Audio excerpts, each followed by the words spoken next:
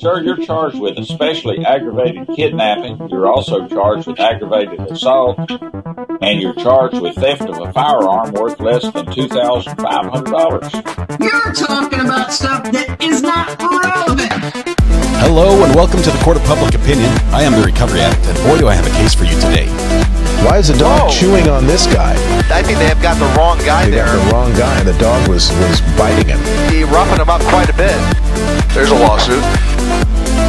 9 out of 10 judges prefer watching the Recovery Addict live stream in their courtroom. The fireworks are not done. Now we're doing commentary on the case. Dahil mihi Anglican po, he's nervous talking. Literally not true. Is that correct? I didn't ask you to interrupt me. Oh, for Trump's sake.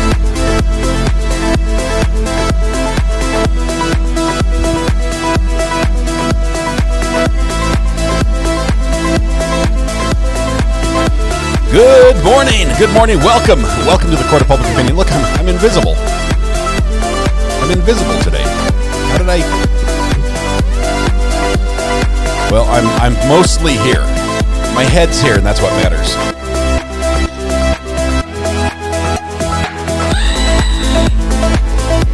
Alrighty. Good morning. Oh, it is. It's a crazy day. I'm on the phone with Trial TV. Chris from Trial TV, trying to get everything set up for the Sarah Boon stream, which we're taking straight from Court TV being the cameraman. This is what we have. This little box standing outside on the sidewalk, outside the courtroom. That's the media pedestal. We're just like, your plugs are outside, have at it. So we're trying to figure out how to run everything from there. But yeah. Fun. At least we've got all our access badges and everything else we're set up. So we'll get that running for them for the hearing this morning. All right. We learn something every time, and every single court's different. So, no. My son says I forgot something. Mike. What day is it, Mike? Guess what today is? It's hump day. Hump day! Welcome to Wednesday. I think that was like a 3 out of 5 at least. I got one of these. Welcome to Wednesday. We made it halfway through the work week. We're doing two things today. With fingers crossed. We're getting a feed from court with them arguing motions for this pre-trial motions for Sarah Boon. But we're following today out of the state of Georgia. We're following the Melody Farris trial, which is approaching quickly, as we can see right here. Looks like we're getting sounds, just getting sound set up. We also have a birthday song to sing. I've never sung the birthday song while I've been invisible. I think I have the network wired correctly that I can fix this without plugging anything else in. Let's do a quick check here. ATEM, software control. There it is. Switcher. Go down to my key here. Adjust the key edge. Boom. I'm back. I'm back to my old self. Not really. I mean, because my shirt's two different colors. Let's see. Maybe a little flare suppression. Nope, that just makes me really red. Well, I look sort of flat color-wise, but that'll work. That'll work for now. All right, we have birthdays to sing to. We're super excited. We've got a lot of awesome people who are celebrating their birthday today. So warm up with me, if you will. La la la la la la la. Excellent. We're gonna sing to Kim, Karen, Emily, Leon, and Nicole Wise. I'll celebrate their birthday. Kim R, Karen, Emily, Leon, Nicole Wise. In that order. And it's Peter Tragos' birthday, too. Happy birthday to you. Happy birthday to you. Happy birthday, Kim R, Karen, Emily, Leon, Nicole Wise, and Peter Tragos. Happy birthday to you. And Missy Pants, second verse. You have to throw Missy Pants in there as well. Oh, my goodness. Yes, and Tellus is getting sentenced today. That's not a birthday thing, but that's happening on your birthday. That's exciting. So Missy Pants gets her own verse. Everyone else had to fit into one. Happy birthday to you. Happy birthday to you. Happy birthday, dear Missy Pants, and everyone else that had a birthday. Happy birthday to you. Okay, so we have a lot of people. We've got Missy Pants, we've got Kimar, Karen, Emily, Leon, Nicole Wise, and Peter Tragos, all celebrating their birthday today. Happy birthday. I realize there are a million places you could be, a million people you could be with. But you've chosen to be here celebrating here during this birthday song with us. And that makes us honored. The privilege, the pleasure, the honor, it is all ours. Hopefully we can return some of that to you and you have just a wonderful day. Begin it by helping yourself to free pancakes at Denny's or IHOP or Village Inn or any of those little family breakfast restaurants. They'll probably honor the free breakfast rule on your birthday as well. Just ask first. But have yourself an absolutely fantastic birthday. This wonderful day. Tell us sentencing. Melody Farris in court. Sarah Boon in court. What else could you want as a true crime fan? It's just a beautiful day all around. Dancers are doing their high kicks. It's looking fantastic. It looks like all of you stretched because you're really raising the bar on those kicks. That is awesome. And my bestie who? There was a bestie in there somewhere. Where's the bestie? Missed it. Is it drum solo yet?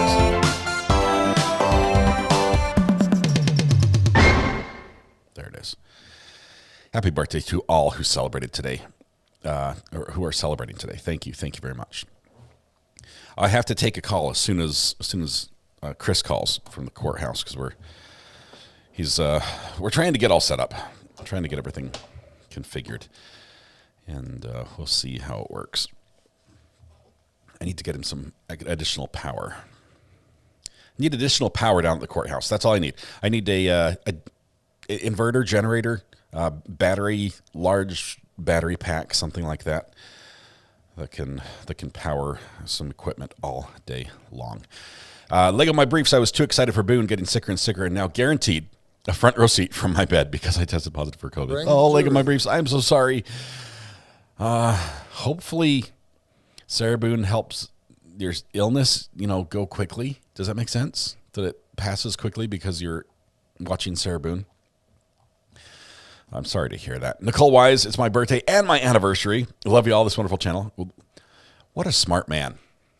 Let me just say this, Nicole. What a smart spouse to propose on your birthday, so he only has to remember one day. I'm sorry, but that thought crossed his mind, right? It crossed his mind.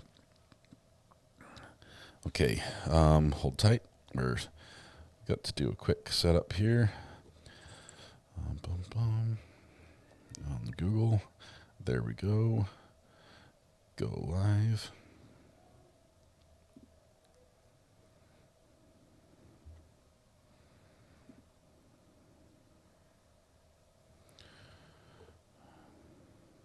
Come on.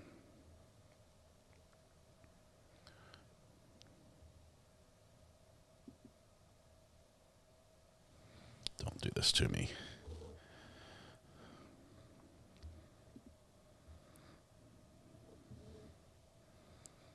Shutting that one down. Yes.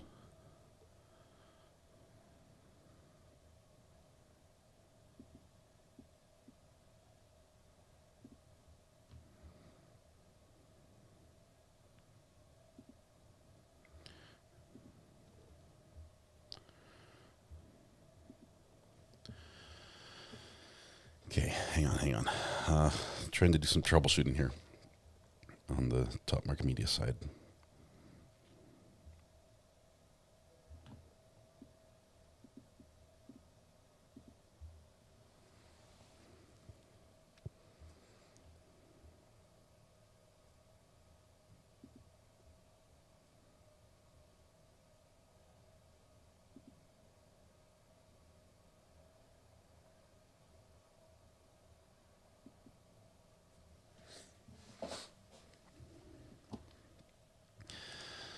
All right, as we're getting set for court, we're expecting some spicy testimony still this week.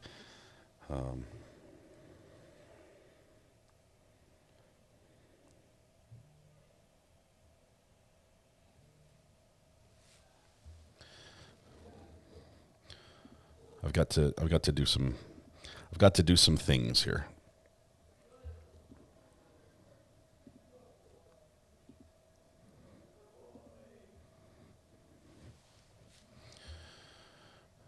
Okay.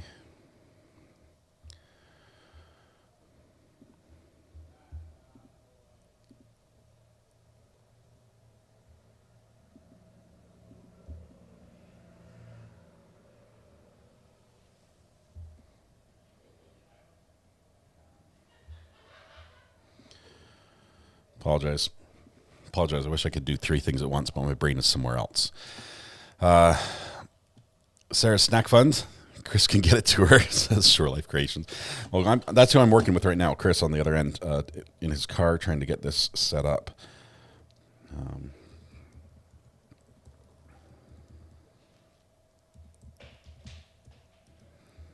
Okay.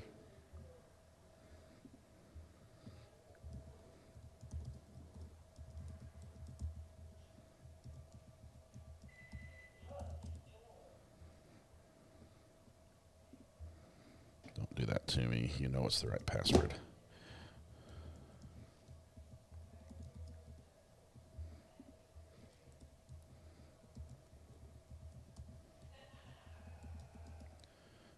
Okay. I'm in.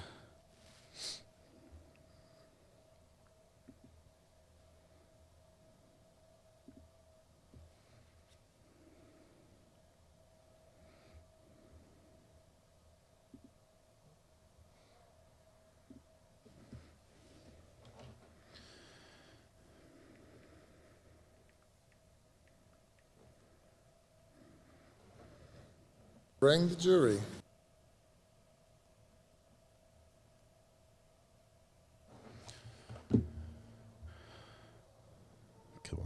Come on.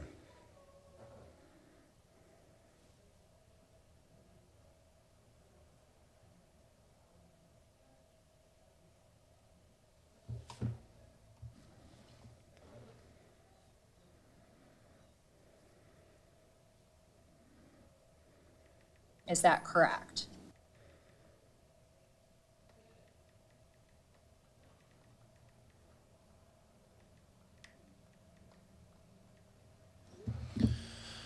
All right. Oh, my goodness.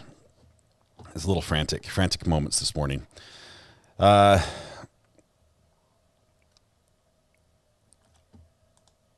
about this right here? We have to do this.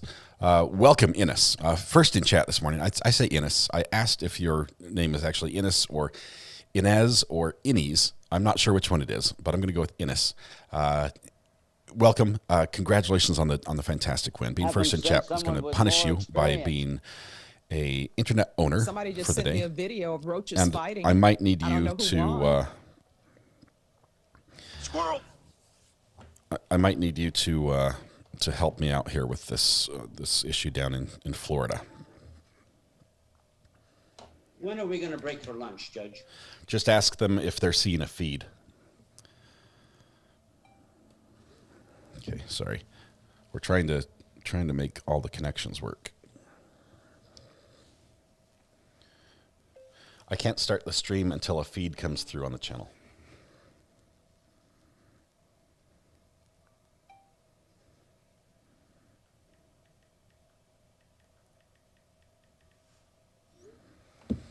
All right.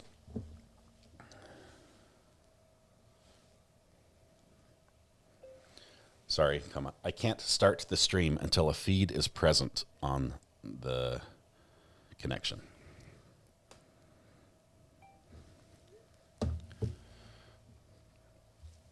Are we going to address subject matter jurisdiction?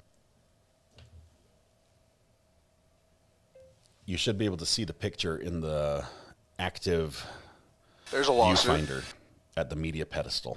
If you can see court on the video finder, there should be a feed. Yes, fun troubleshooting. Innes, congratulations on your win, by the way. Are we going to watch what? I missed it. I scrolled. I'm sorry. I'm not a cat. Inez. Or Inez. Okay. Bring the jury. I think it's Inez. How does he do that? Sorry. Is that You're correct? talking about stuff that There's a is lot not of okay. relevant. It's like I'm not a Eanes. camel. Like I think it's like Eanes. I think. Good wishes from Germany. Because he's the guy. Ennis? Is he Enos? I think Inez. I'm struggling.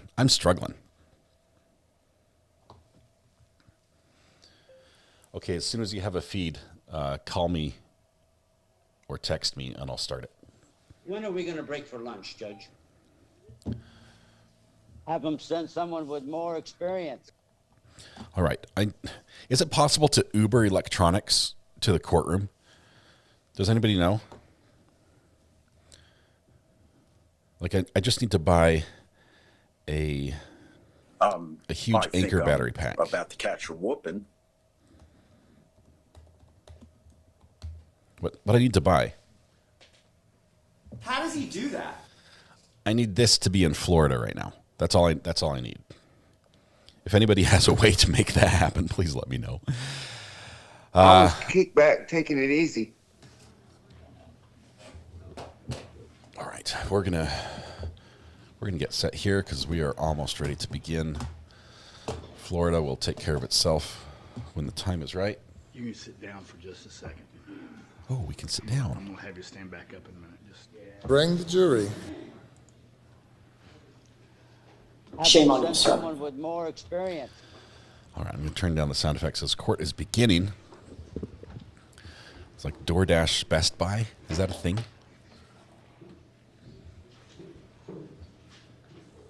Teleport. That's a great idea. Teleport would be great right now. I need a USB-C. Chair in the front. Let me see. I might have to get it just for a future day. Anchor. I guess we had an extra chair over there, and so that's why we have a chair in front. Okay. I guess. All right. Before we get started, yeah.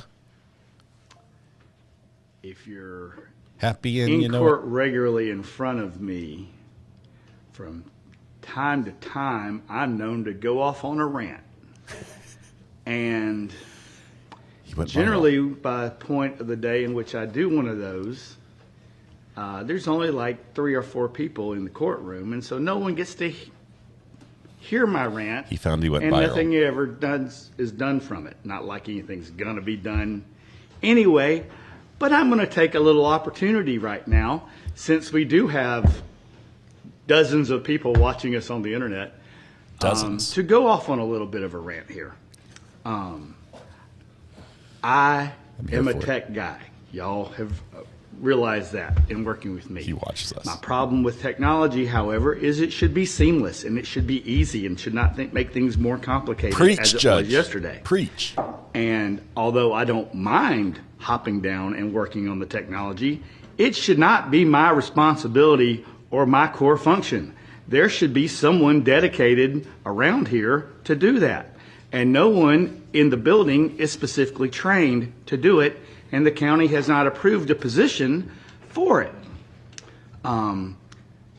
Without going into the budgetary issues, but that is a problem. And we have 10 courtrooms outfitted with this technology. And when we are using your time and paying you a whole $35 a day to be here, we shouldn't waste an hour of your time trying to get the technology to work. It should work, or I should be able to call someone and have them to come get it fixed. It is frustrating for me to have to do that. I don't mind doing it, but Tracy and Julian, my law clerk, and myself and Mandy from the court administrator's office were here till 6 o'clock last night trying to get it to work.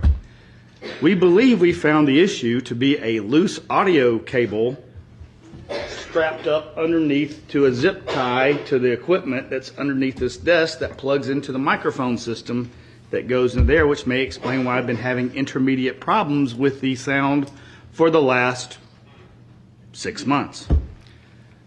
So I don't mind doing it, but it'd be nice if we had someone else to do it. It should be someone else's responsibility.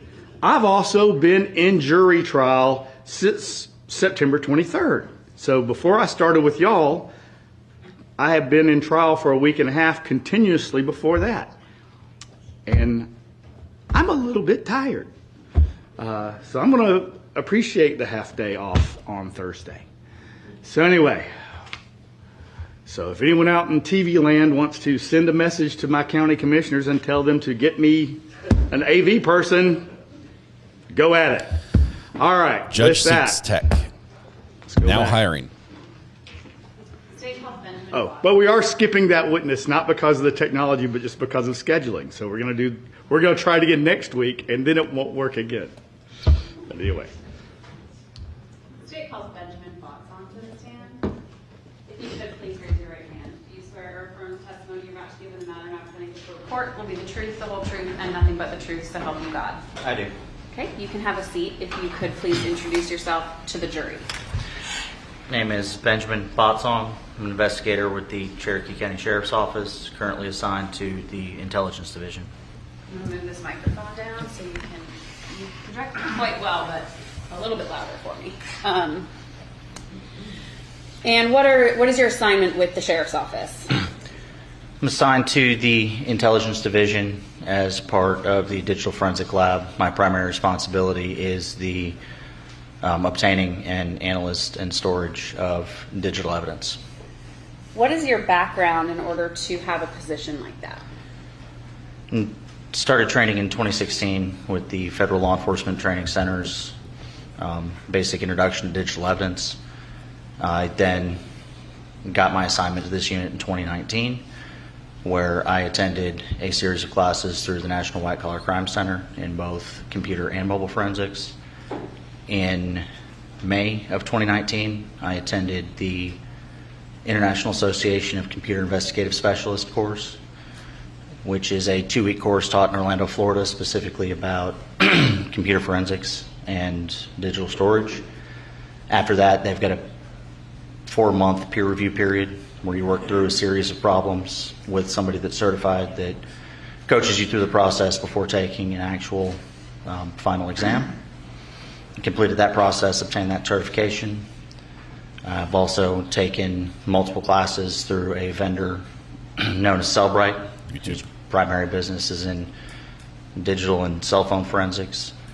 I've taken their 3 certification tracks, which is the operator, the analyst, and then their capstone certification, the Cellbrite Certified Mobile Examiner. And then I've taken a handful of other classes in other areas of forensics, including vehicles and drones. You mentioned some certificates. Can you tell the jury about what certificates you possess in digital forensics? So through Cellbrite, I hold the Cellbrite Certified Mobile Examiner. That's their capstone certification for the Cellbrite system in digital forensics, specifically in mobile devices. I hold the certification through that IASIS group. And then I also hold 3 certifications through Burla for vehicle forensics. What is, did you say IASIS? IASIS, yes, what is that? An International Association of Computer Investigative Specialists. You mentioned a lot of digital forensics experience, but you're also post-certified. Can you tell the jury about that? I was hired at the Sheriff's Office in 2008, attended the basic mandate course in January, or completed the basic mandate course in January of 2010, getting my state certification as a peace officer. Then I've since taken a series of courses to get both my intermediate and advanced certifications through the state of Georgia, through the Post Council, as well as a field training officer certification. And is digital forensics a field that's constantly evolving? It is, every day. And do you have continuing education both voluntarily and hours that you need to meet each year? Yes. Can you tell the jury about that, please? So through the various vendors that affiliate with Cellbrite, Magnet Forensics, the National White Collar Crime Center, They all host training classes, new technology updates, webinars to just keep the information fresh. I also read most of the major release notes that come out from both Android, iOS, and Windows just to keep up with the technology. And then each certification has a certain requirement as far as recertification goes, and I've maintained those since they've been obtained. And those are typically through providing both training hours, and some of them have a knowledge-based checkup at the recertification time. We've been talking a lot about digital forensics. Can you describe to the jury sort of what digital forensics is? So, digital forensics is just forensics on anything digital. So it's looking at a hard drive, what files are there, what files were there, through a process, and using scientific principles. You can see what's there, what's not there. Same thing for mobile devices and other devices. So utilizing a process and a series of tools to uncover the digital information that's stored on devices. At this time, Judge, the state would move to admit Detective Botsong as an expert in digital forensics. Okay. It's Investigator Botsong. Did you ask to become involved in the case against Melody Farris? Yes. How so? So the original examiner that had participated in this case early on passed due to complications from COVID, and in preparation for this case I was asked to come on and do some validation and some further work on the digital evidence. Did you train under that investigator? Yes. So when you say validation, what does that mean? So every file that we do, and as I mentioned during the introduction, it is a scientific process if you follow the steps and your best practices. There's a series of checks that happen on all of our data. So when it comes to a hard drive, we're not necessarily just plugging the hard drive into a computer and taking a look at it. We're using specific software following that specific process. So for a computer hard drive, we actually plug that into a device that is specifically designed and created to prevent alteration to that hard drive. So I plug it in a method where I'm not writing back to the hard drive. And then we make a copy of that hard drive. And during that copying process, my computer's completing, or any of the computers that are doing it, are completing a set of mathematical calculations that are known as a hash. And it's just a complicated math formula run across data that comes out with a series of numbers.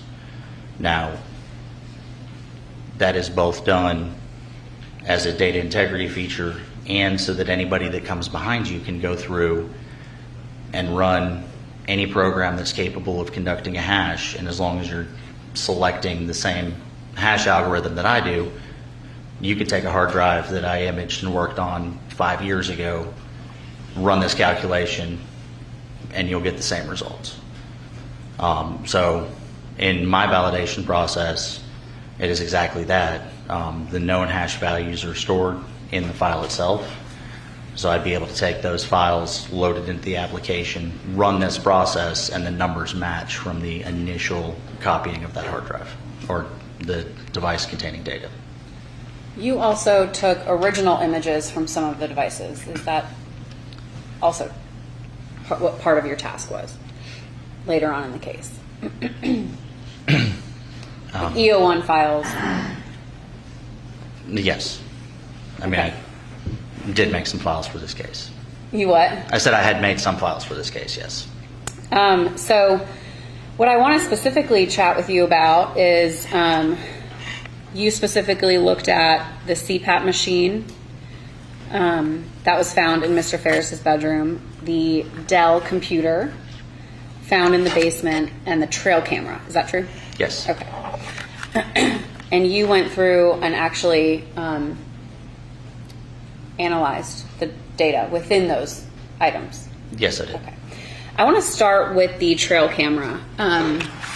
Can you tell the jury where you began validating Kevin's work in the trail camera extraction? So, when working with Kevin, he had his files organized on our server from the initial extractions he had done when he copied the SD card from the trail camera.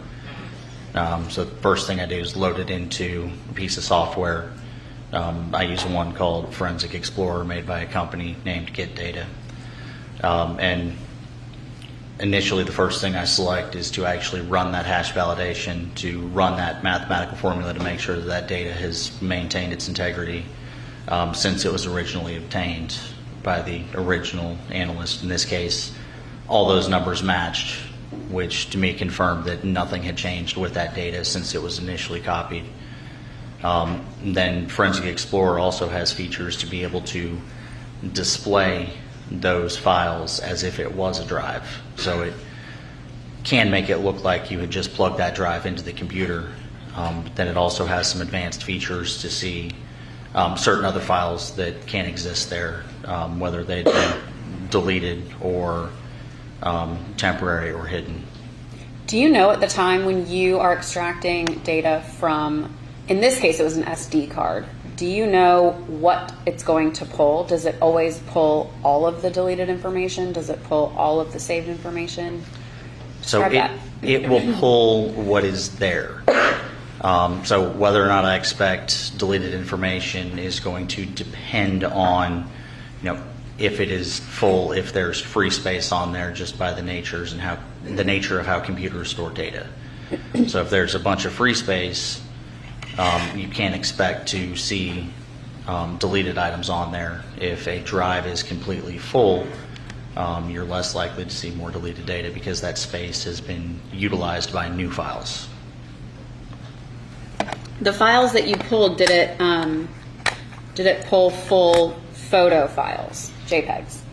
It did for a lot of them, and then it also showed some file entries where the software was reading that at one point in time there was a file there, but the file content itself did not exist. So there were a bunch of files and then a bunch of entries of prior files.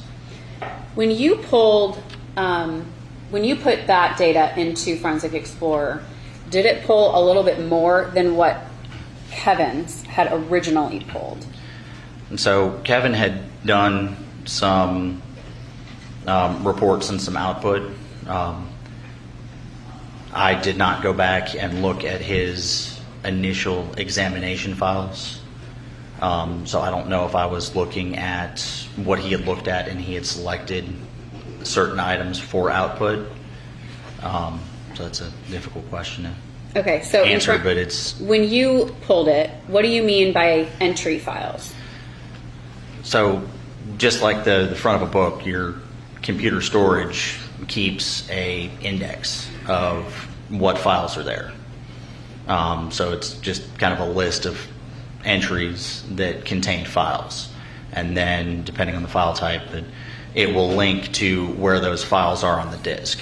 If that area had been overwritten by a new file, or that part of the hard drive is needed by a larger file, those entries are still there and I can read the entries, but the data for the file itself is no longer there. Okay. At this time, state what we've been evidence, state exhibit box on. Okay. I submit. All right. Josh, if you could pull up the TVs, please.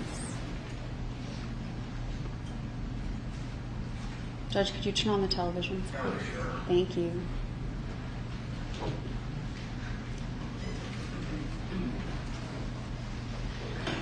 Okay.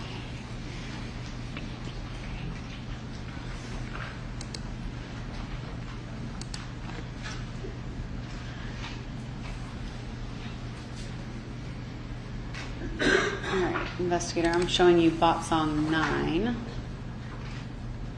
So essentially the file from the trail camera SD card.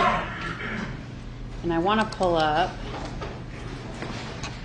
let's see, this file within that exhibit named 18-73198 images from SD card. Are these images that were pulled by Mr. Castellano from the SD card? Yes, they were. And it has the date of the file creation. Is that when the device created that photo? Yes, based on the time settings on that device itself, that is the date it's reporting that the photo was taken, or the file was created.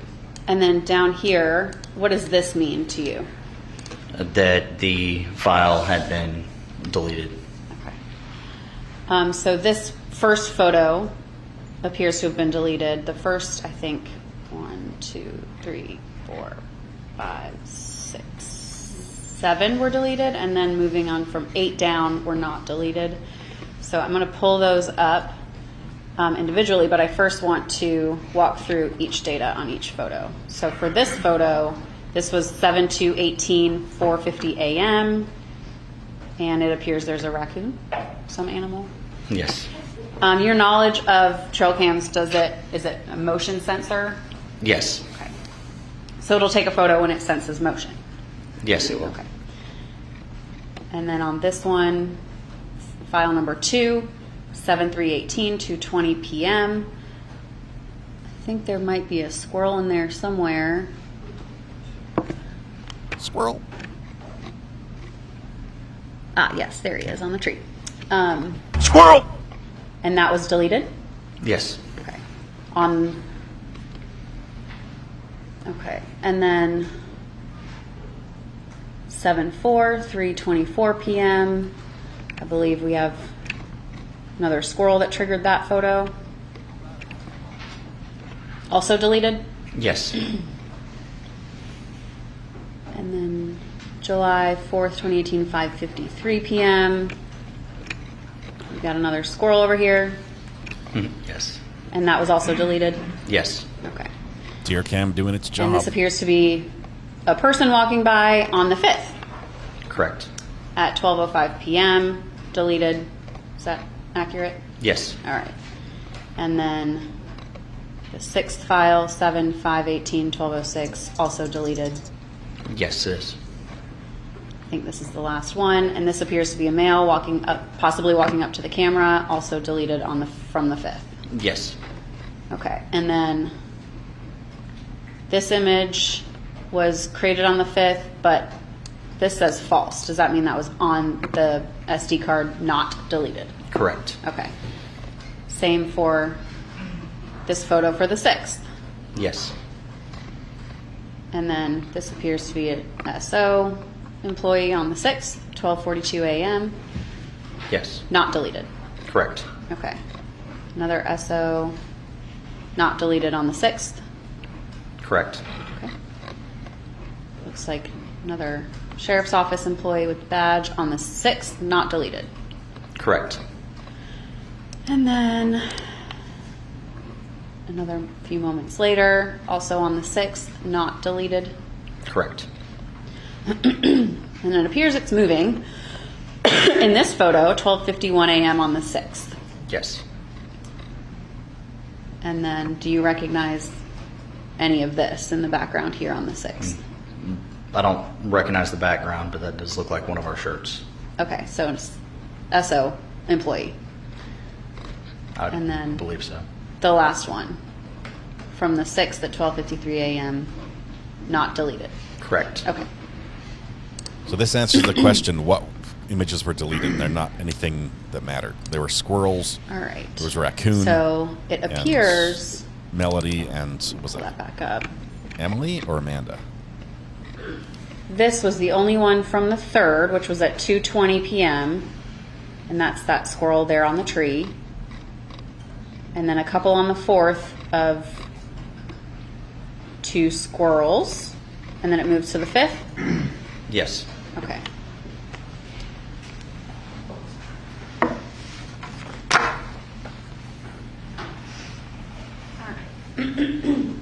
Next, I want to talk to you about something a little more complex. Did you have the opportunity to look at the Dell computer located in the basement of the Farris house? Not the computer itself, but a copy of the hard drive, yes. Okay, so the hard drive was imaged? It was. And that was a bit-by-bit copy? Yes, it was. And you had the opportunity to look through that copy of the hard drive? Yes.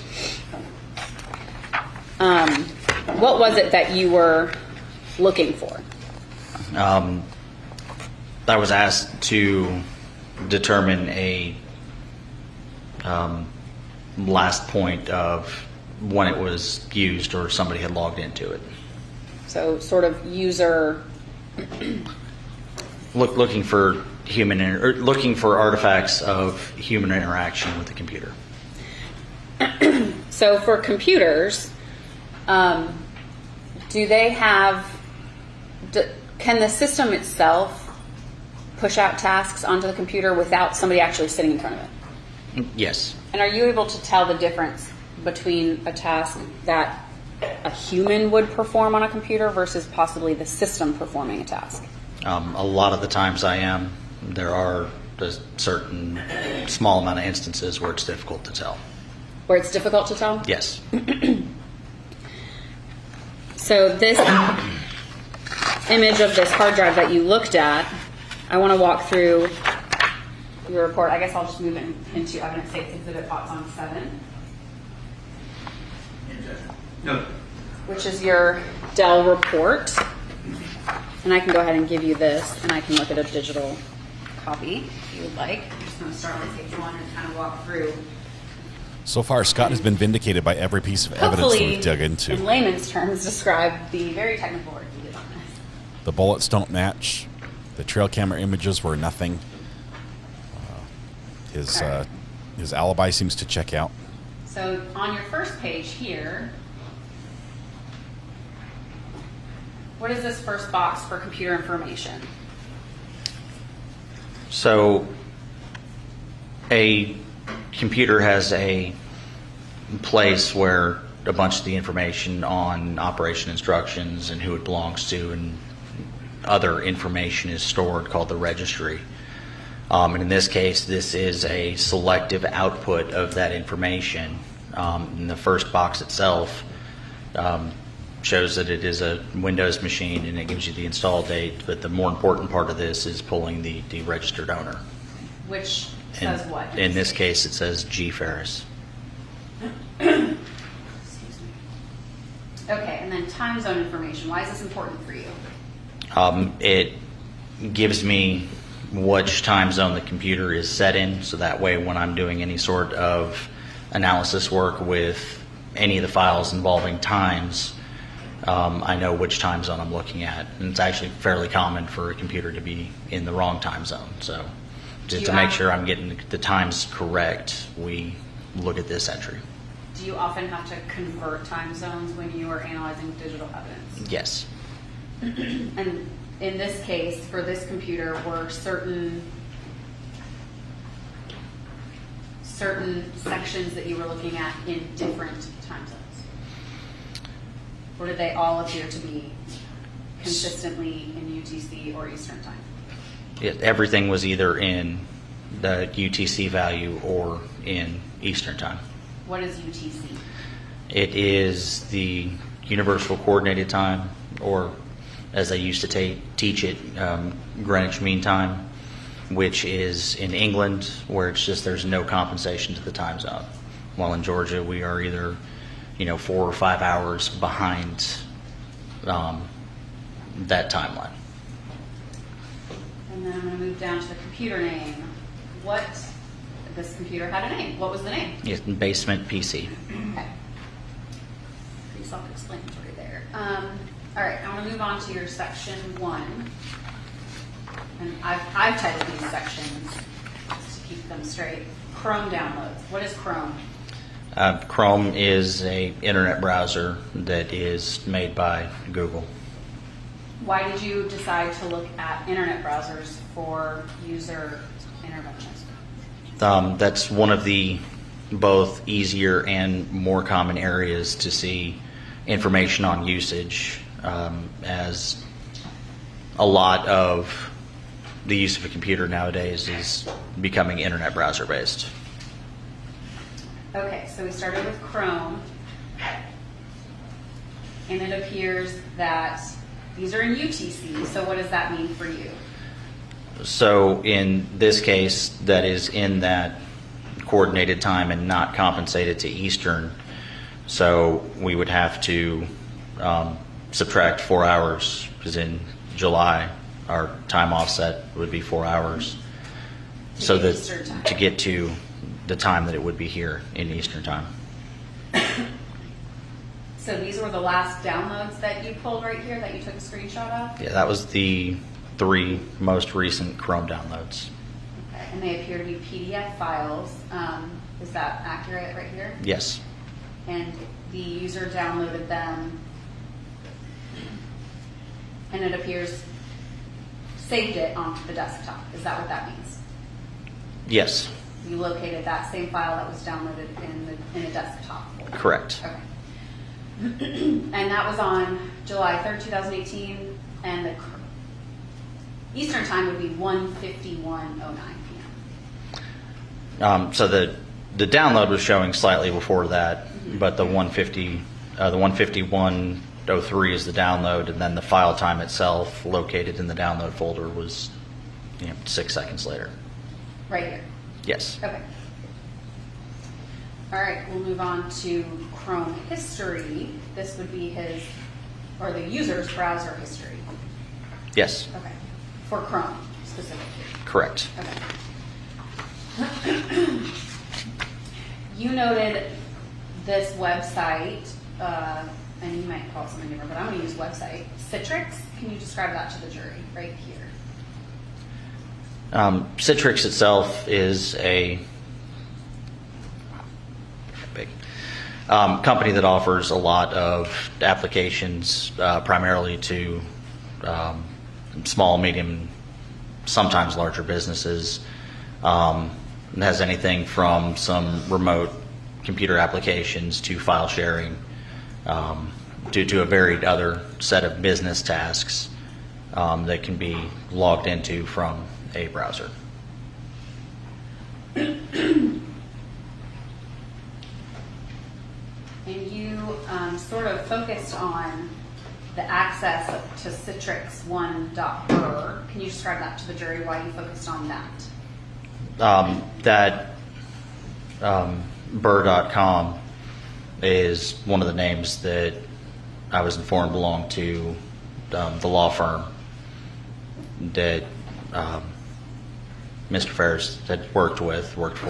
I don't know that part of the arrangement, but and that just as far as establishing usage, getting onto a corporate resource and accessing work materials, I flagged it as the information I was presented was this individual was pretty much always working and always accessing work resources. And are these times, these are UTC, so we would subtract 4? Yes. Okay. So let's move up here to LinkedIn. Are you familiar with what LinkedIn is? Yes. What is it? It's, in lightened terms, it's social media for business, and allows you to make a professional resume style profile and list accolades and friend and recommend business colleagues, as well as it does have some hiring features, some job hunting features, as well as some news articles that are posted by both professional outlets and individuals. It's almost an And it advertisement appears for LinkedIn that right there. the history for Chrome here, the last entry was 7/3/2018 at 2:32 p.m. Yes. Okay.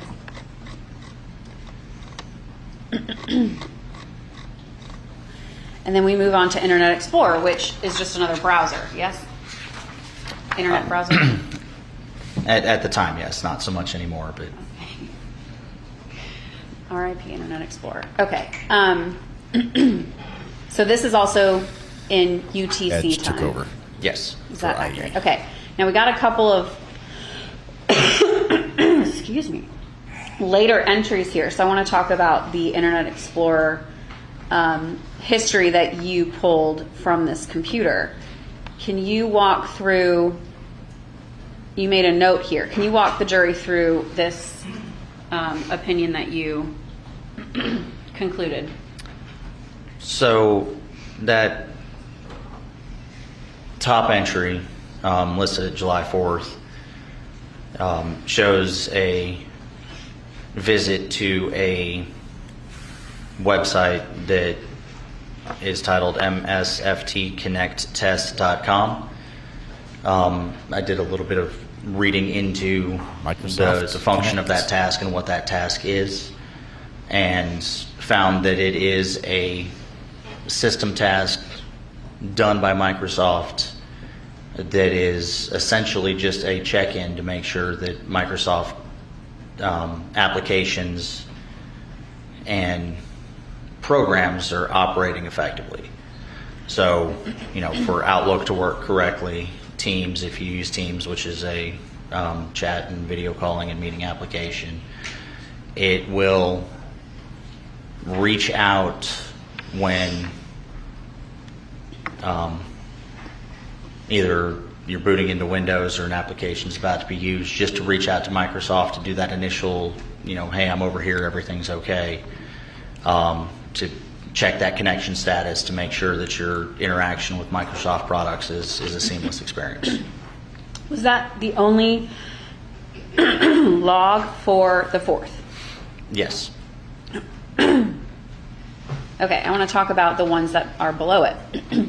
This is in UTC, so is this 7/4 technically 1:14 a.m.? Explain what the actual time and date of these entries are. So that would be on the actual night of 7/2. Okay. So you subtract 4 hours back, you would get to the 2nd of July. Okay. So we'll jump down to these down here. So these are the 3rd. Well, I guess, except, are these in chronological order? What kind of order are these in? Yes, they're should be organized by. Are these in chronological order? Timestamp. So we've got a couple of AMs here, and then we've got this 7/3/5:49 p.m. Yes, and that would be 1:49 p.m. on the afternoon of the 3rd of July in 2018. Okay, and so all of these for AM would actually be on the 2nd if you convert the time accurately. Correct. Okay, so then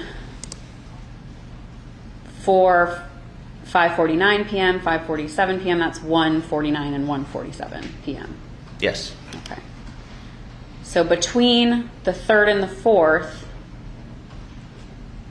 1:49 p.m. appears to be the latest Internet Explorer visit from a user. Yes. All right.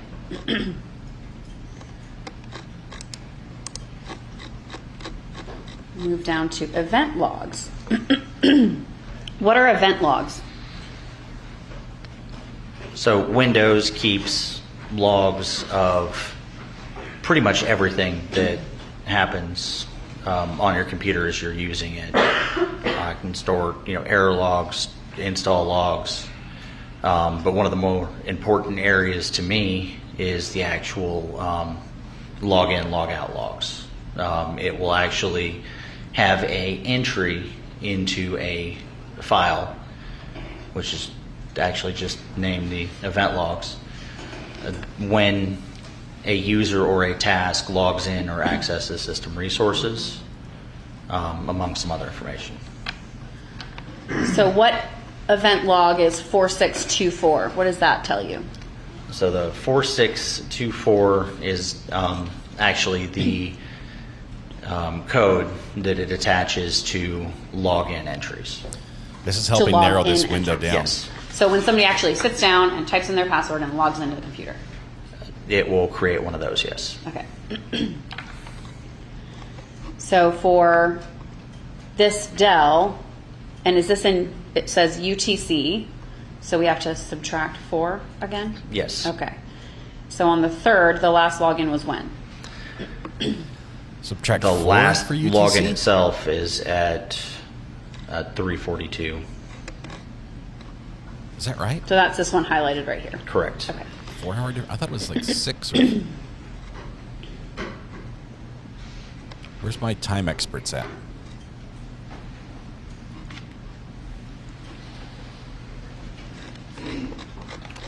All right, and then you had Daylight savings. 2 types of logons. You broke that down on your next page here, and we're still on bot song 7. Can you describe that to the jury? So each one of those entries, well, it's a simplified view that was on the prior page.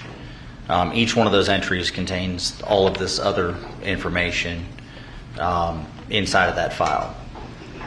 So pulling this one as an example, there is multiple different types of logins that Windows will log.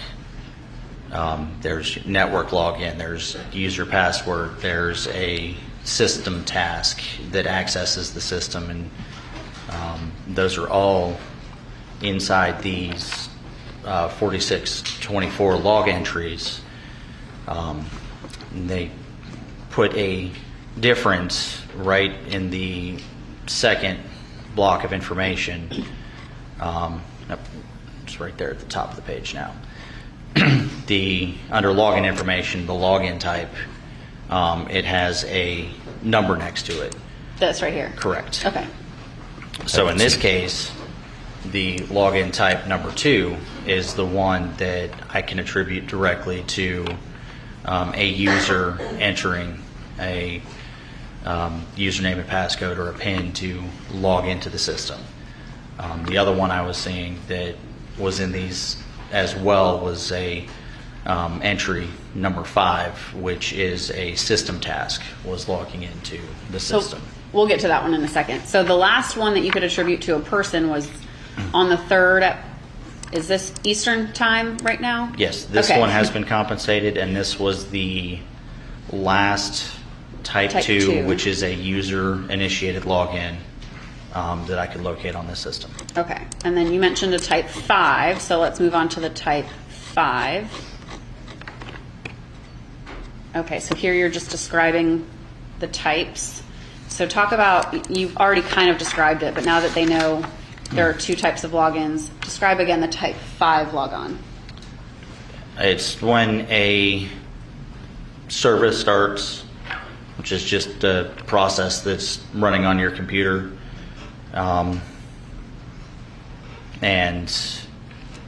a service account, which is just an account that's exactly for these tasks to run. Service task logs in and utilizes resources or performs a task on that system.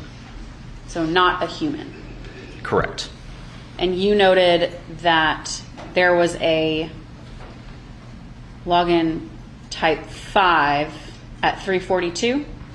Well, all the way until 342. Correct. So there was some intermittent of these tasks that were running all the way until that 342 timestamp. And is that on the 3rd? Yes. July 3rd of 2018? Correct. Okay. And then you noted application event log, an Outlook error. Can you describe why you put this in your report? Just while I was going through all of this complex logs, I was looking just for signs of user interaction or trying to narrow down the last use of this system. And the same way Windows captures those login events among other events, it also has a log specifically for applications. So anytime an application has something that is loggable, it'll have an entry in the system. In this case, what we're looking at is the Outlook application itself, which is a program for email, had entered an error code into this log saying that the attachments to the message was too large. So then did you go back to Mr. Farris's emails and see if he had sent one with attachments? An email? I went back actually to his phone and looked into the email list to see if there had anything inside that time frame that would be consistent with this error. And at fairly close to the same time, there was an email being sent from the phone with some larger attachments to it. At 1:55 p.m. Yes. On July 3rd. Correct. Okay. These are the attachments that were too large. Yes. Okay.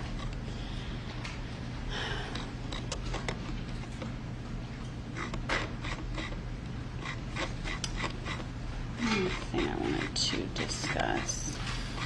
This night's brooch she's wearing. The blue stones. Blue or purple? Okay, I don't know if we really discussed this. So on the 4th, you mentioned that this MSFT Connect is a system push. Yes. Okay. That could be triggered how? One of the things that I discovered during reading about specifically that task itself was in that check to the Microsoft servers. It happens when you first go to use a computer, whether it was sleeping, whether it was off, whether you were just about to log into the system. And one of the common places that it had been seen is you're first turning on your computer, or you're first opening the lid, or you move the mouse, hit the key press to get to the password screen. That Windows task is going to try to reach out to Microsoft to make sure those applications will function. So with laptops, if the lid's closed, a lot of the times individuals will have their system set to go to sleep or in a low power mode. So the most likely scenario for this one is either the system was sleeping, the screen was off, or the lid was closed, and when the system powered on or came back awake or came out of low power mode, it went to connect to that Microsoft service to get ready for the user. So the most likely thing that occurred was either somebody had moved a mouse or that a lid had been opened. And that was on the 4th, and we would have to subtract 4, so that'd be 11:09 a.m.? 10:09. I'm sorry, you're right, okay. It's a little 10:09 nerdy, a.m. but it's going to track down the exact time he stopped using this computer. And you can attribute that to the computer waking up, or essentially Microsoft getting ready for a user. Yes. So coming out of sleep mode, etc. Correct. Okay. Were there any tasks beyond that one? No. Okay. Now we're going to move on from the Dell and talk about the CPAP machine.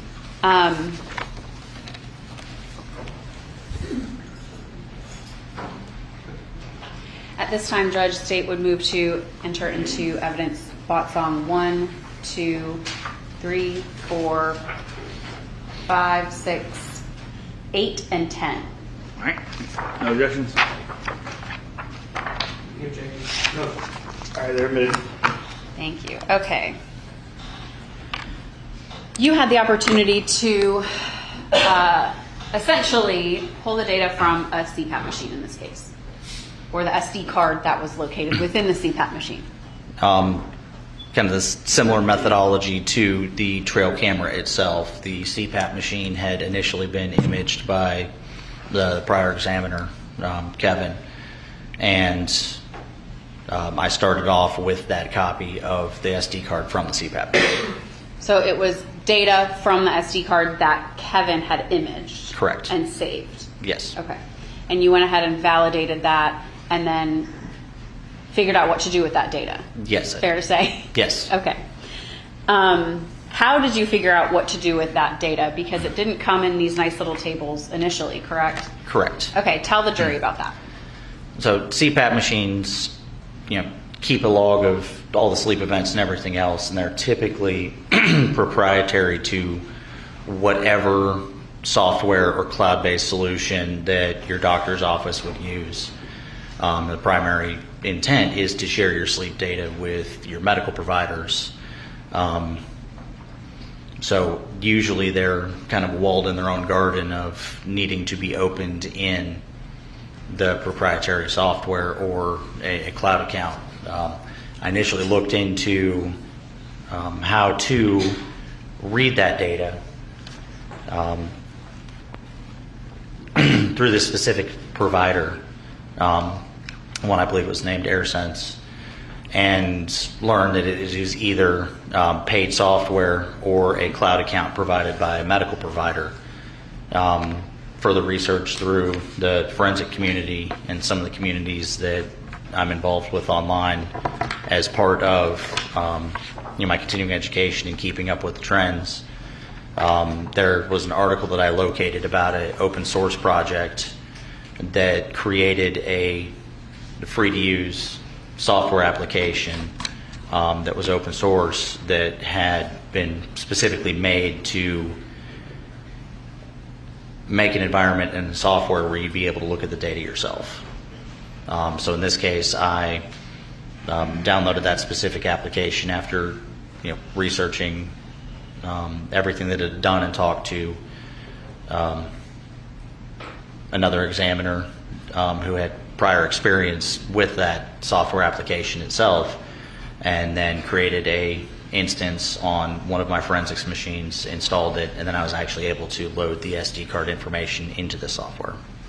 Into readable tables and graphs and data. And then it took it and made it into where, instead of just seeing the file dates and times, which were pretty much all that were available until I discovered this application, into actually being able to view the data in a actually quite nice presentable format.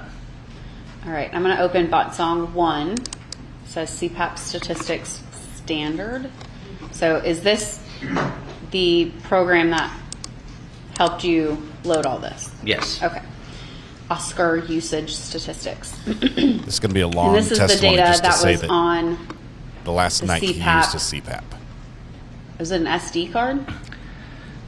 So I took the image of the SD card, and then I had to export it onto another drive, basically making a separate copy of the SD card, and then I put that into the system running Oscar, and imported all that information from the original files that I had just exported.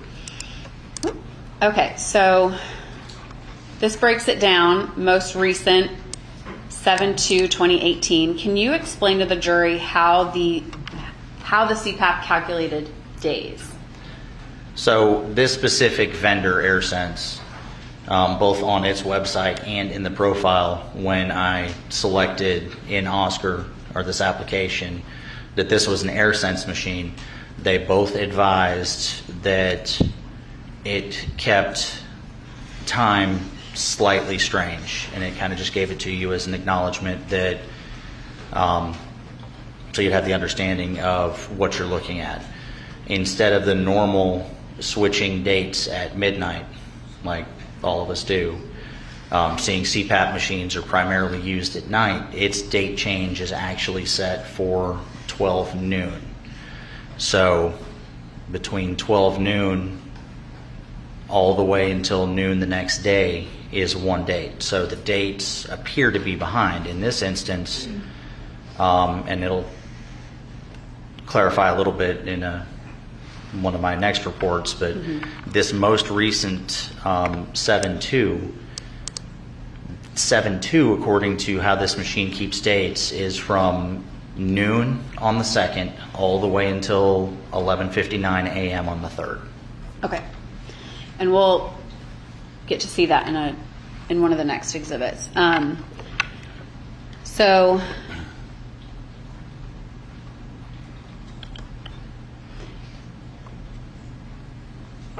here it says days not used, 0. What does that tell you? So, and this report is broken down into all the categories I had available. It has detections on how many days this device was not used. So, in the last night, it's showing that it was, double negative, not used. So this device was used on the last night. There was a log. In the last week, the last 30 days, and the last 6 months, it reported 0 days that it was not used. So it had been used every night in what it's reporting the last 6-month period. And then within the last year, it was showing a 60-day period of not showing use. Why was that? I believe the first reported entry was less than a year. Or this file goes all the way back to July, and if you look towards the top, the initial initialization date is in September. So there's about 2 months there where either he didn't have it or he had another one or wasn't Correct. reading. Okay. All right. Let's move on to bot song 2. Overview report. And this is usage from, it appears, September 1st to July. Is that fair? Yeah, it should be September 1st to July 2nd. July 2nd. Okay. And there's not a void in this graph to show that it was not used one day. Fair? Correct. Okay. And then does this graph here show the times that the user, presumably Gary, the times of his sessions of the CPAP being on? Yes. Okay. And we don't know about pressure. Okay, so bot song 3 breaks it down a little bit.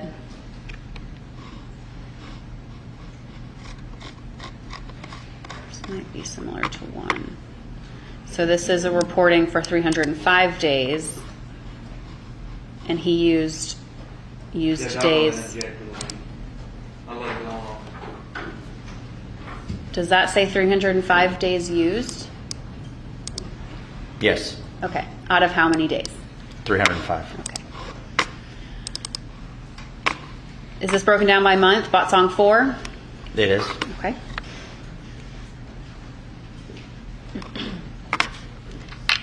Is July 2018 the most recent?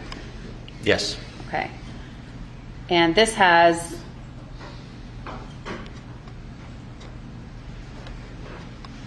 percentage of days used, 100%? Is that what that says? Yes. Okay.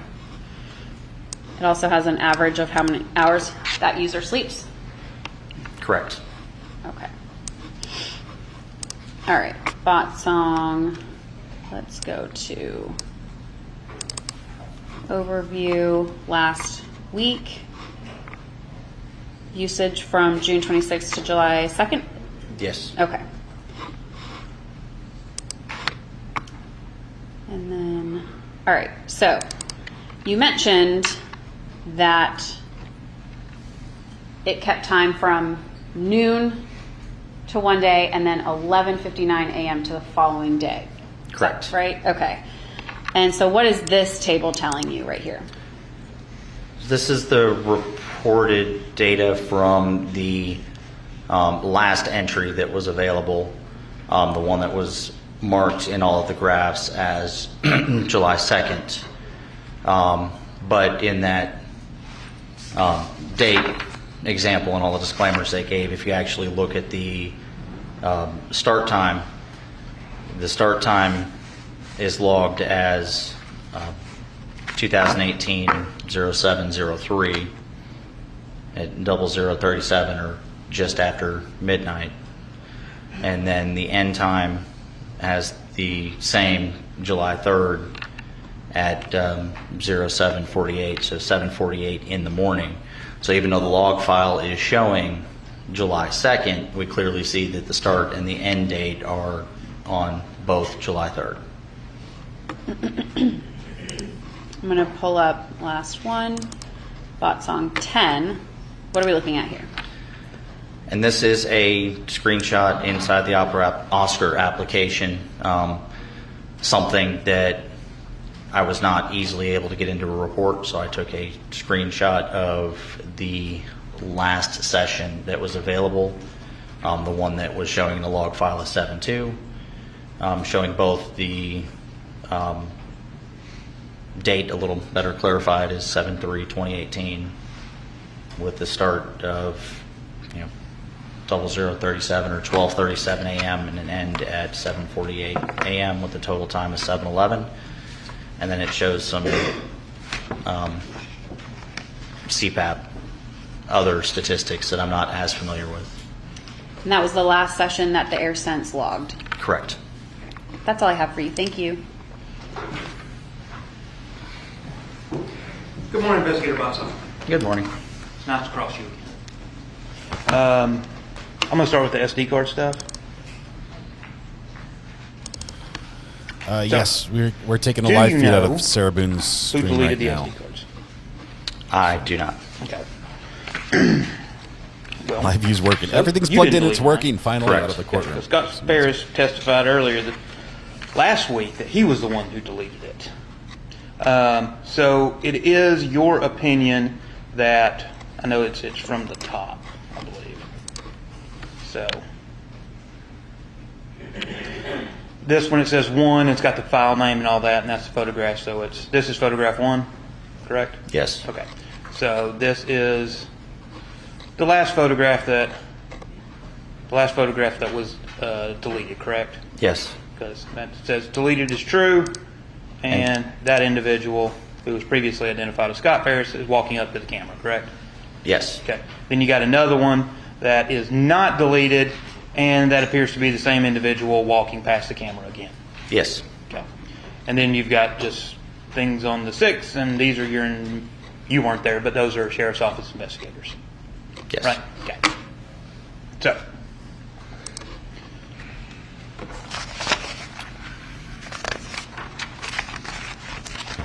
I want to go to your review of the Dell.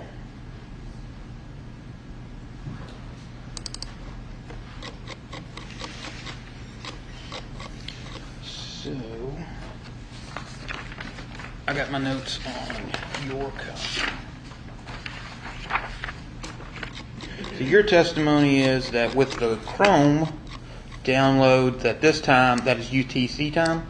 Correct. Okay. And so that would put that time 4 hours later, so at 1:51? Correct. And it was at that point that Gary Farris, or presumably someone, was downloading a PDF? It just, a user of the system downloaded the PDF. Okay. A user? Yes. Do you know, was this computer, was it password protected? Yes. Okay. How do you get in something like that? So, Windows is designed to prevent access from the device itself. And unless you have some of the more advanced security features enabled, like encryption, that security is not designed to prevent somebody from removing the hard drive and plugging it into another computer and being able to read it, which in our standard practice, that's what we do. We do not use the individual device that comes into us. We remove the hard drive and plug it into that right blocked device and access it that way. Okay. I want to go here, make sure that yours. That's not too good. Zoom in a little bit. So, I just want to clear something up. This event ID 4624, that is an ID associated with a regular normal login? It's just the login in general. There's not a regular normal. Well, because you had talked about login 2s, login 5s, and things like that. So, is that a login 2? Or you don't know the difference? You can't tell the difference based on that ID? The ID itself, no, but that is available further down. Okay. Well, that's what I was going to ask, because here we've got an event on, it looks like July the 3rd, 7:42 p.m., which is UTC. Correct. So that would put that at what, 2:42? 3:42. So at 3:42 p.m., there's some type of event going on the computer, right? Yes. Okay. And that one I specifically noted below is one of the ones I attributed to the system tasks. Yeah. So we got an event going on. Because I think you put in your summary report that basically Gary logged on at 1:20. And then there is a login 5 at 3:42. Right? Correct. Okay. And with because Ms. Frankish had gone through with you, these are all UTC times too, all of these websites that he was visiting. Yes. Visiting. So he was at least on reading this, Congress trumps regulators regarding loans. That would have been at 2:32 he was reading that article, or the user was presumably reading that article. The user had navigated to it. Whether they read or not is not something I'm able to see. True. They were at least on that website. Yes. Okay. And then I'm assuming your testimony was that event at 3:42 is some type of Microsoft automatic. The 340, something that it does. The 342 one was one of the ones with the Type 5 login, which is those system tasks. And you can't have a Type 5 login while you're logged in under Type 2? No, those do happen. That does happen? Yes. Okay. So you can't distinguish that type of event between a Type 2 and a Type 5? I mean, I can distinguish between a Type 2 and a Type 5. Some of the screenshots are showing exactly that, where that information is available. Looking at the list like this, you cannot. Okay. Well, this is your report, right? Yes. Okay. All right. And yet again, that's all 7.3. And I guess there is another one under the Internet Explorer. Right here on the 4th at 2:09 p.m. It was your opinion that was only some type of Microsoft security update or some type of Microsoft update? Not an update, but reaching out to Microsoft servers to ensure that a Microsoft application was able to function properly. Okay. And so is that's in UTC time as well? It is. Okay. What time would that have been not UTC time? That would have been at 10:09:38 a.m. on the 4th. Okay. Mm-hmm. You guys, we have the live feed from. I mean, I could show you. This is court. Like this is our feed. We have the live feed from Sarah Boon. 3 for the purposes of this It's just Any motions objection? hearing right now. We are recording. I have it over on Top Market Media. C will be received without objection. But court hasn't started yet. There's still jury selection. At least every day, Your according Honor, to what you can tell from that one exhibits. Yes. Has been able to review them prior to the hearing. Were you aware that Gary had gone to the hospital? You may proceed. Your Honor, this several is a times motion during the year, or at least one time during the year 2018. No. When you're calculating this or trying to figure this out, did the DA's office tell you to take the I know not take it.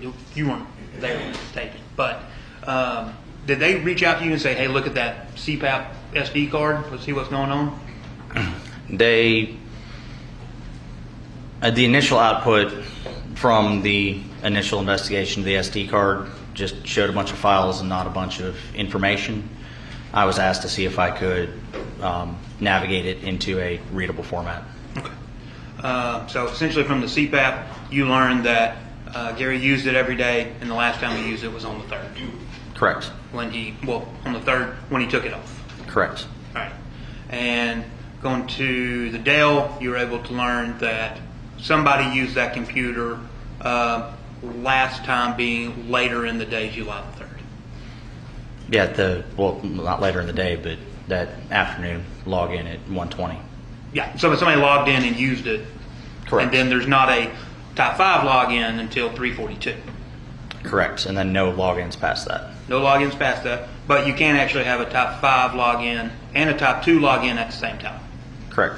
Okay. No further questions? How big is the SD card in the trail camera? I'd have to look. I don't remember off the top of my head. This is a judge How question. many images does it hold? It had the images presented, and then there was another 20 or 30 images from a couple months prior that were in the deleted as well. That aren't in your report? That initial report was for Mr. Castellan or Kevin, who had produced the report based on anything with a July timestamp, I believe. So we don't know what's on the camera from before the date of this report. The judge is casting doubt. I've seen it and I turned over the files. So we need to take something outside the presence of the jury. We'll get there. Hold on. Whoa. So there are images on the camera that were taken that were not displayed to the jury, correct? Yes. All right, we'll get to there's explanation. All right. Were there images that were not available to be extracted because they had been overwritten?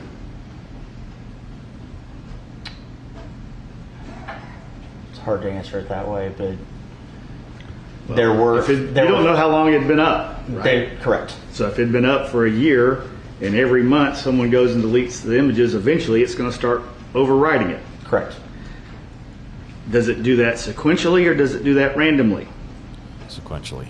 The Last file 10. naming First should 10. be sequential, while the deletion is user-based and up to the user.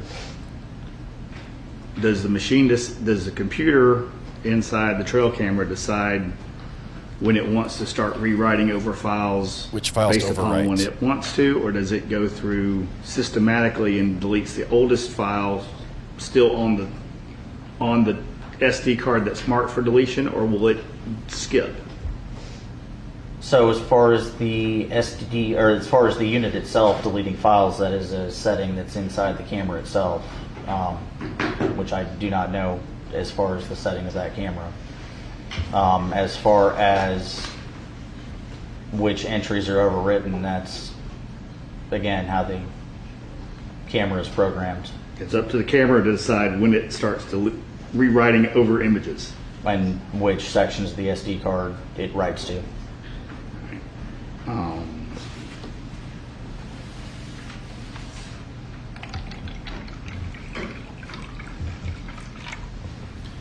The judge is an IT guy. Does it This is his save wheelhouse. thumbnails in the metadata? But it's weird to see.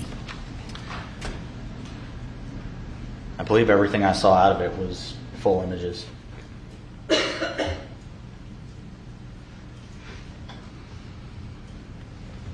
All right. The CPAP machine. You didn't attempt to utilize get someone to give you access to the CPAP program approved by the manufacturer? I had started down that route, and that's when I discovered this open source project, that the open source license project that has the ability to read the make and model for the CPAP machine that we had. That is not approved by the manufacturer. Correct. That is a report format that somebody out there who's interested in this kind of thing created it on its own to extract the software and data and put in some format in some table that they think is appropriate for the data. It's third party. Based upon crowdsourcing and other folks that are interested in the same type thing. That's pretty accurate for all open source projects. Right. Not approved by the manufacturer who created it or their software that they have designed to go with the system. Correct. So it might be correct and it might not be. It could be the same as if I wrote it. The documentation I read said it had full support for the CPAP device, and from other people who wrote the code to extract the data and put it in the tables. Correct. All right. Anybody else got any questions based upon my questions?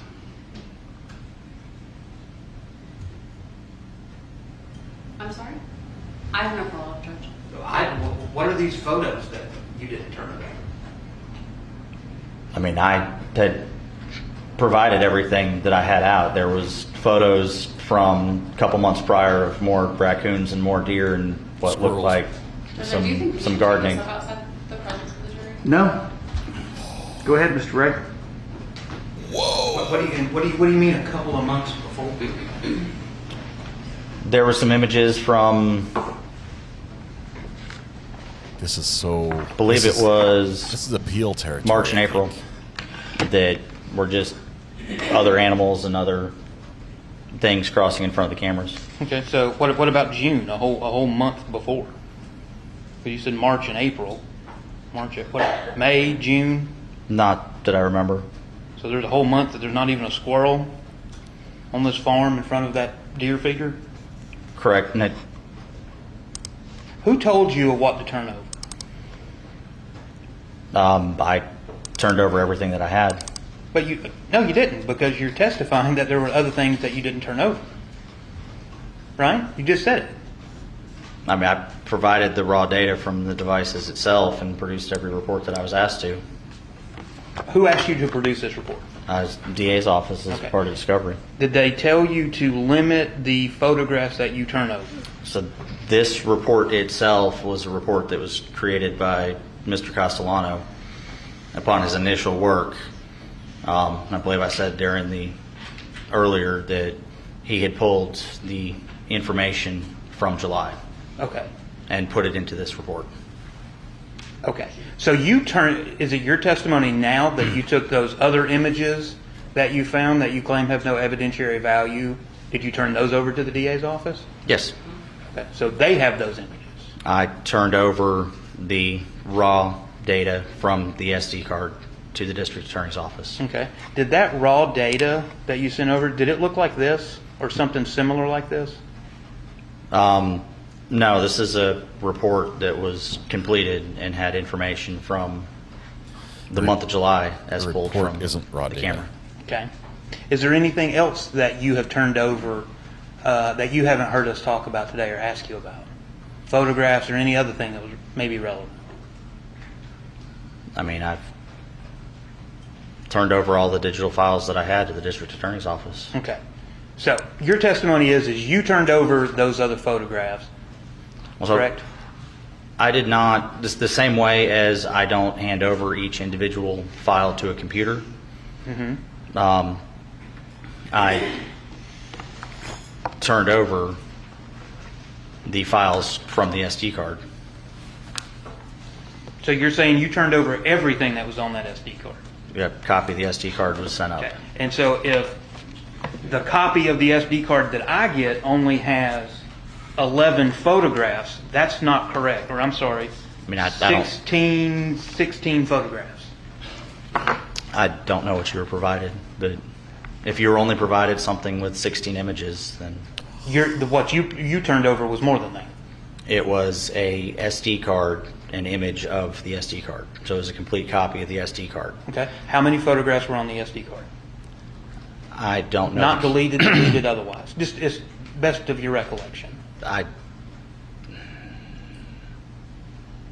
mean, complete guess, 30. Boom. 30. So there's a Brady issue. If I told you I only had 16, that's half, right? Roughly. Roughly. Okay. Now, with what the court had asked you about the program you used to analyze the CPAP statistics, what did you call it again? The name of the program is called Oscar. Okay, and that's just a program that you found online? Correct. Okay. Open source, which means free? Yes.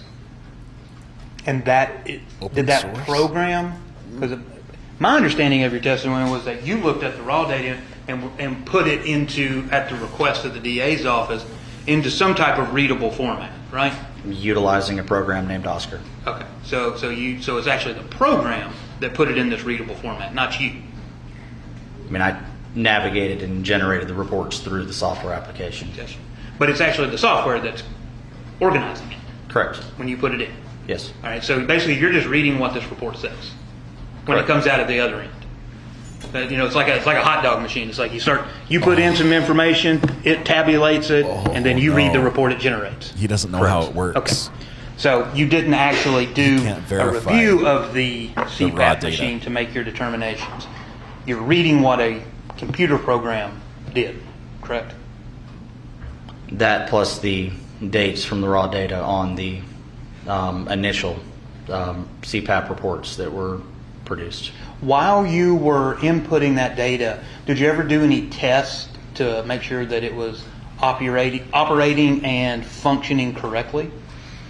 Looking at the dates and times from the initial CSV file that we had, or the Excel spreadsheet, the Excel spreadsheet and the initial output just defines a date and time that a log was generated, not the contents of the log, which is where this software application came in and read the contents of those log files. Okay. Well, here's my question. did you ever do like a test? Like, hey, I need to see if this program is actually working. So let's put in July the 1st and see what it tells me and see what this program spits out on the other end. Not specifically like that, no. Okay. Because what I'm trying to figure out if there's any way that you could have limited the possibility of error. I think I know what defense is doing here. Let me ask you another way. Did you just essentially put in all of the raw data that you could from the CPAP SD card into this program? Yeah, the only way it allows you to display files, I can't pick and choose what information is inputted into the software application. It is uploaded directly from the SD card. Okay, so you have to kind of do it all at one time. Correct. All right. So if there was an error in that Oscar program, you wouldn't know, right? Without having to go through and correlate it with all of the raw data that you had. Correct. Okay. And yet again, like Judge Cannon had asked you, that program, to the best of your knowledge, isn't licensed by the CPAP manufacturer. It is not. He's doing this for the judge. Defense is doing this for the judge. I'll ask one more. You can't guarantee that there aren't images that aren't missing from the SD card of the trail camera that weren't deleted and overwritten while, we'll start over. There are multiple photographs of the trail camera continuing to take pictures after the event. No one turned it off. It obviously was turned off at a certain point. At some point after it took about 8 images on the scene and in your office. See, I was about to say, seeing the last picture was an individual in my office. I imagine that's when they would turn it off. So no one turned it off or just took the SD card out? I do not know the answer to that one. But yes, it would either been turned off or somebody took the SD card. But not for some period of time? Correct. You can't guarantee that there aren't images that were deleted that weren't overwritten by the other photographs that continued to be taken by the camera. Correct. All right.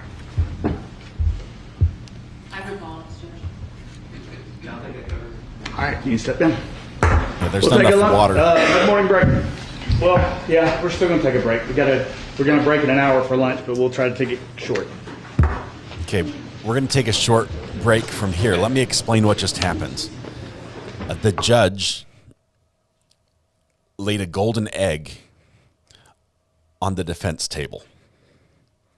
That's what happened. The defense struggled with this witness, did not have any questions. They literally were done on cross-examination.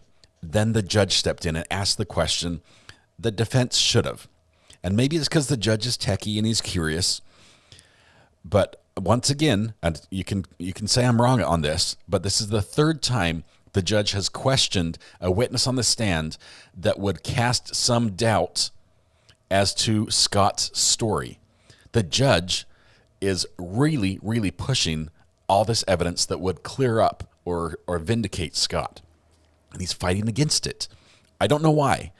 He might just be curious. It's like the judge suspects Scott, okay, of something. I don't know what, of something. The jury was present for that twice. Twice the prosecution said, Judge, can we take this up outside the presence of the jury? And he's like, nope, we're going to finish this.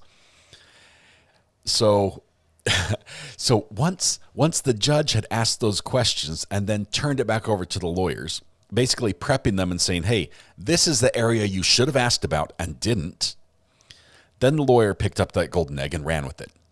And he started asking questions and really probing and doing the technical questions about that you would normally ask an expert who uses software to analyze data. Like, how did you validate that?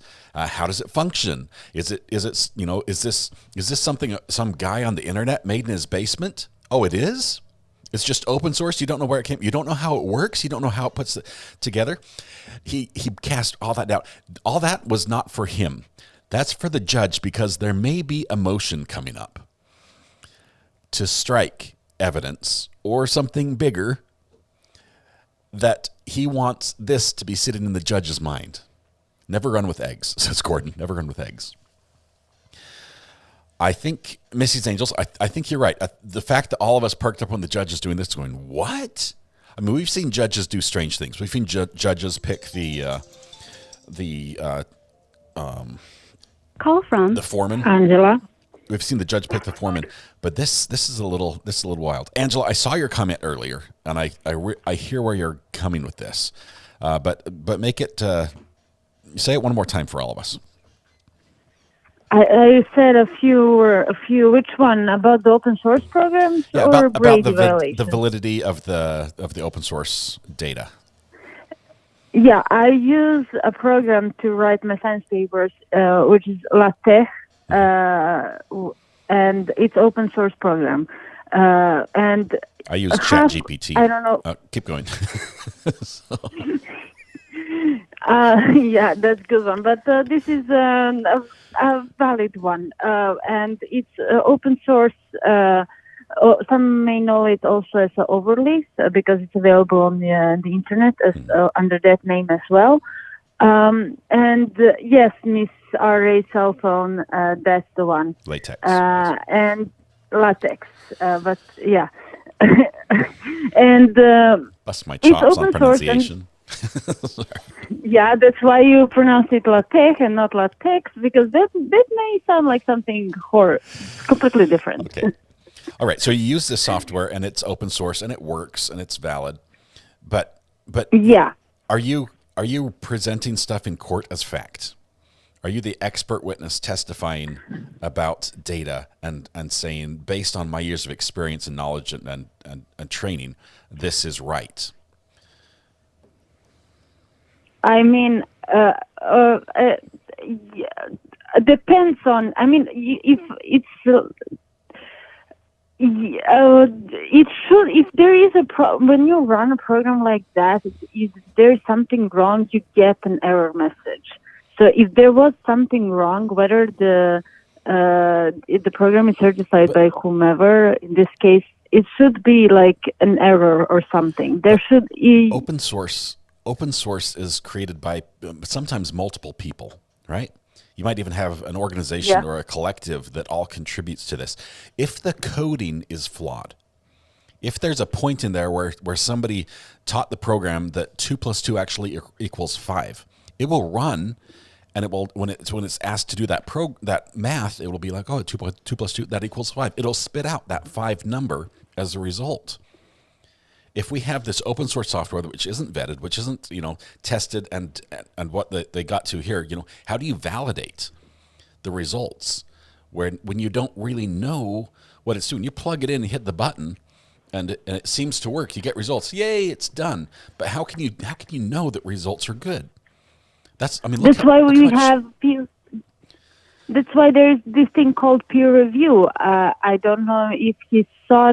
Someone remind me. Did he said that his results were peer reviewed by anyone?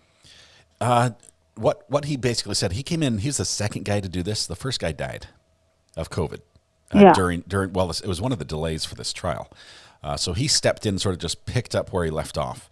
I don't know if it's peer reviewed.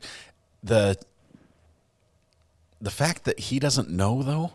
And I think that's the bigger thing, because I bet all those answers to the lawyer's questions on defense here on this recross could have been answered satisfactorily by somebody who really understood the software, and someone who said, "Yeah, I looked at the source code, I looked at the source data, in the raw format that it's logged in on the CPAP, and I've validated, and I've just cleaned it up and made it clear. But I've gone back and I've done line by line comparison, and it's all good." That would be fine, and odds are somebody out there could do that. Maybe one of the people who wrote the source code could do that, but this guy can't. And I think that's where the problem is. No. What about the Brady violation? You mentioned something about that. It feels like that. It feels like that he did turn over everything, but either he did turn over everything and the prosecution cherry picked it, or that's why I said Brady violation. But then later I thought maybe the prosecution told him, like, just give us this frame of pictures, like from this date to this date. Don't go way back. That's why. So I don't know. It feels both Brady and not Brady. Depends on. I don't know what was his instructions. I don't remember him say either lawyers asking or him saying that. Well, I don't think the Brady violation came from this witness, Mr. Benjamin Botzong, I think is his name. I think the problem came. He turned stuff over to the state, and the state turned everything over to the defense. That's where the Brady violation comes in. And the state, well, now the burden's going to be on them to basically prove, probably outside the presence of the jury, if they make this argument or if they file this motion, that the information they didn't turn over wasn't relative, wasn't probative, wasn't useful for the defense. It wasn't, it's the same thing that happened in the Alec Baldwin case. Yeah. So it's a little tiny bit of data that's like, hey, this could have helped. And it can look like a tiny bit, but cause a huge problem for the trial.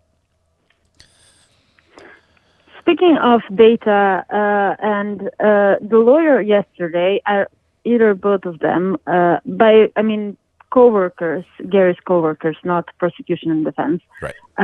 Said, testified like they told, check the computer data. When was he using last the computer? Right after that or around that time he was murdered because he was workaholic.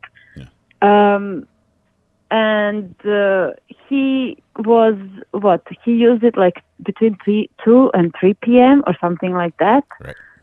There was another entry around 3:42 or something, but Windows programs running in the background while your computer is either in sleeping mode or it could have been one of those type 5 type logins where a system is just checking in and reconnecting and refreshing a connection to a server or something in the background without the computer being used. The type 2 was the manually typed ones.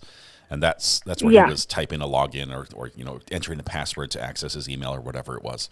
And that's more where we can see his activity stop. And I missed the exact time that ended. I thought it was around 3:00 on the 3rd. And if I remember right from the testimony, both from Scott and others that were his friends that were with him on the 3rd, he has a really good out. Sorry, I just kicked the power. Hang on one second, Angela. There you go. He has a good what? Yeah. Alibi, if I remember right. For that time frame, he was at the lake house and didn't come from home until like late on the 3rd. Scott's alibi is solid with his friend. It's one friend that basically was with him the whole time. And he didn't get home till midnight, but he was gone. I mean, Scott's checked out for the most part. But the judge is still questioning everything that has to do with Scott on evidence that would sort of solidify his alibi. The judge has been attacking. This is the 3rd time he's done it. And I was saying this before. I do think this was possibly inappropriate in front of the jury. The tone the judge used was, I would say, argumentative. Definitely conveyed a bias of some sort. And the judge, blind justice, should be more, does the evidence come in or does it not? The jury's the trier of fact. Valerie says, I would feel influenced as a juror. Yeah, I mean, during the DNA this was like 3rd time he asked the witness. So I think the first witness he asked, which was like DNA tech or something like that. Yeah. I liked those questions that he asked and was very like clearing whatever doubt or misunderstanding the jury has. Those questions I liked, but not today. I don't remember, not even yesterday. Some of the questions he asked the gun expert, I liked, but not all, because I didn't understand myself, like some of the stuff she said. And I think that he kind of clarified that to the jury because he didn't understand, which means jury didn't. So, yeah. Angela, thank you very much. Love hearing from you because you were a thinker and you make us think. Thank you very much. Have a good one, Angela. Thank you. See you. Bye. Thank you. Bye-bye. All right. While we're on break, I just want to pop in and let you know I'm recording over on Top Mark Media on an unlisted video the Sarah Boon hearing, which is continuing right here. We do have Chris from Trial TV Live down there. Act needs to be provided under the Holland. Connected to the. Sorry, that was my fault. He's connected to the media portal, and we're getting all that out. Distinguishable, as there was a specific statute for the state obtaining medical records is relied upon in Roberts v. State by the 6th ECA in May of 2020. Yeah, it's fun stuff. It's all just motions right now. I don't know if Sarah Boon got her mints yet. There's Top Mark is streaming it. It's just unlisted because we're sharing it with Trial TV Live. The both of us have invested a fair chunk of change in trying to make this happen. So I wanted to do that one. There is an afternoon session too. I think afternoon is jury selection. All right. We're going to watch it later. It depends what happens during that. We'll sort of get a synopsis. I mean, Sarah's there. Preclude any mention or testimony in the form of expert testimony as to battered spouse until that necessary predicate as identified in LAD 564 Southern 2nd 587 has been established. Any questions with regard to the state's ruling? That right there we just heard? I'm sorry, the court's ruling. The court's ruling is in favor of the state. Defense.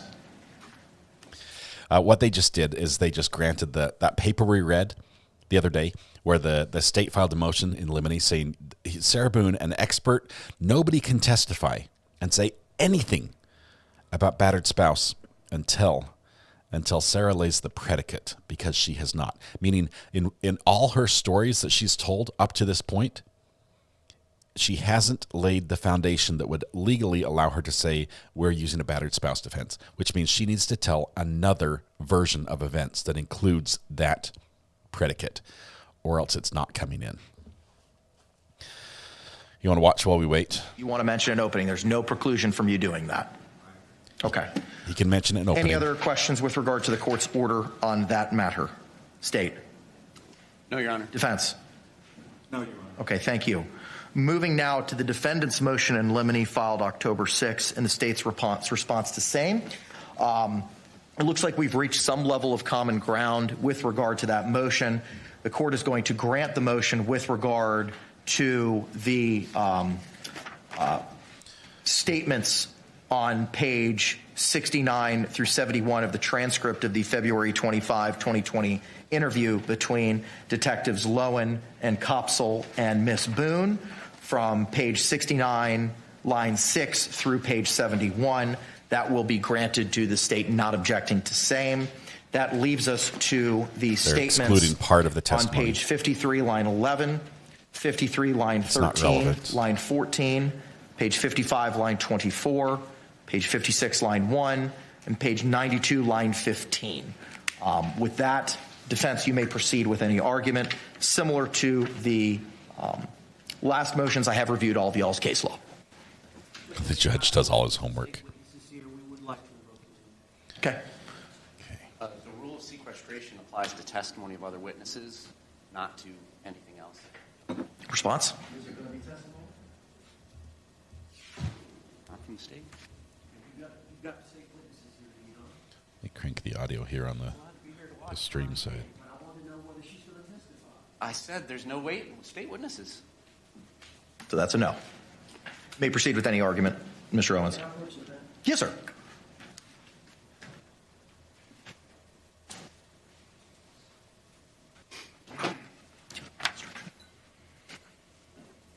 I have reviewed the 2.8 instruction prior to today. Thank you, Counselor. Well, Judge, the problem is the state attorney, when they filed their response, they didn't include the highlighted portion that's italicized at the beginning. Police opinions and statements regarding guilt are generally inadmissible and must be redacted from recordings introduced into evidence unless redaction would render the defendant's relevant admissions incomprehensible. If a recorded interview cannot be appropriately redacted, the trial judge must, upon request, give the following limiting instruction immediately before the recorded interview is played for the jury. That section which is comments directed to the court, was not placed, to my understanding, in their response. Okay.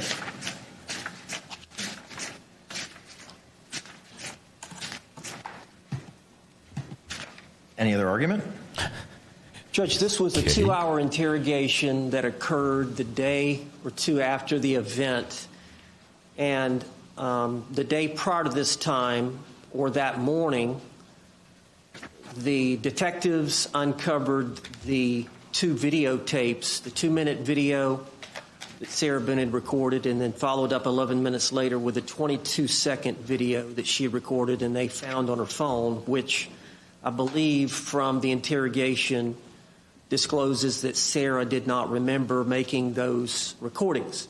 But the purpose of law enforcement's position about having her come in was to interrogate her in an attempt to get a confession from her to the murder. They spent 2 hours trying to do that any which way they possibly could. And the law says that they're allowed to use, and I cited several cases. I cited the Smith v. State case, the ODEH, O-D-E-H v. State case, and the Eugene v. State. And in those cases, I didn't see a citation to Eugene. I mean, Eugene's included in ODEH, but I don't. Eugene is found. Do you need the cite? I have it. It's included in ODEH, but you did not cite it in your motion. Okay. Eugene is 53 Southern 3rd, 1104. But law enforcement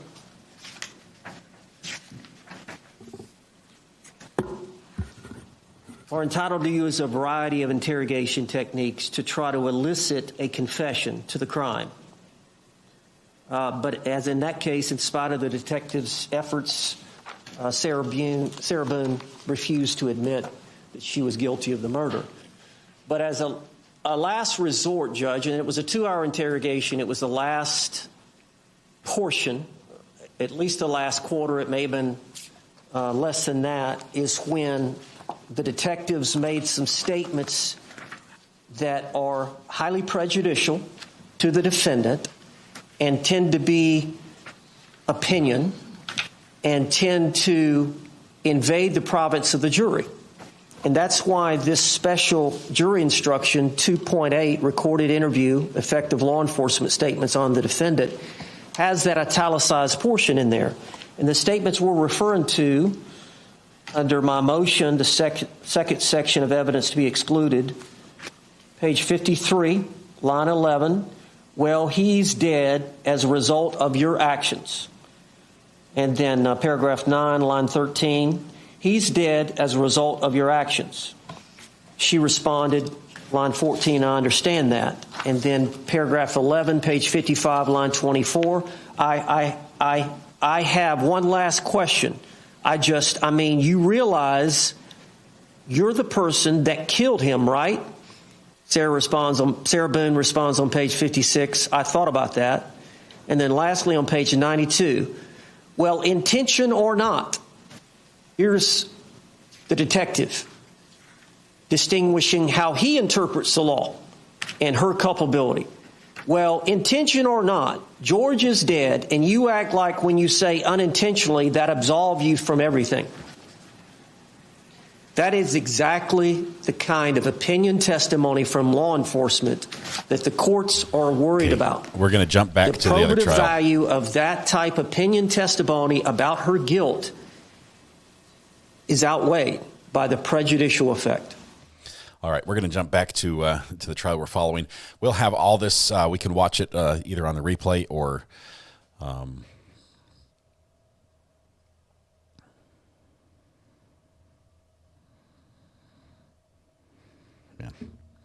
I know this person doesn't want me to share their name, but we have an amazing member in our community here who, when heard that I was having trouble getting, I was asking about how do we get power to the live view now that we found out that they put us outside, is where our connection is, just stepped up and purchased the battery packs. When I was showing you, I said I need to get this battery pack. Just stepped up and purchased those for trial TV, so they'll have them for the live feed for Sarah Boon. Big thank you. That is amazing. Down there, able to facilitate directly with him to get it delivered and everything. You guys are awesome. That is just really cool. Let's see. Did I miss the picture of the bush? I do have pictures of the bush. I have not cut it back. I did not trim the bush. But I will show pictures of the bush probably right around lunchtime. Just waiting for audio to come in from this court. I was hoping we'd hear it now because it's spicy if they're still talking about that same issue.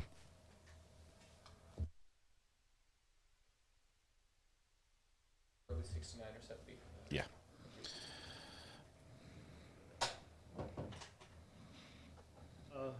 Let's go ahead and bring your witness in. State Hall, Sharon Cooper. Sharon Cooper's next witness coming in.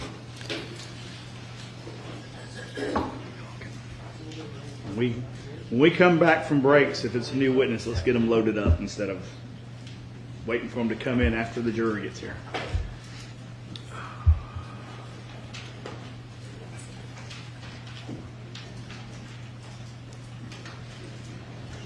Ms. Cooper, if you could raise your right hand. Do you swear or affirm the testimony you're about to give in the matter now pending before the court will be the truth, the whole truth, and nothing but the truth, so help you God? I do. Okay, have a seat for me and speak up into that microphone in front of you so that all of these folks can hear you, okay? Yes. Okay. Can you please introduce yourself to the jury? Yes, my name is Sharon Cooper.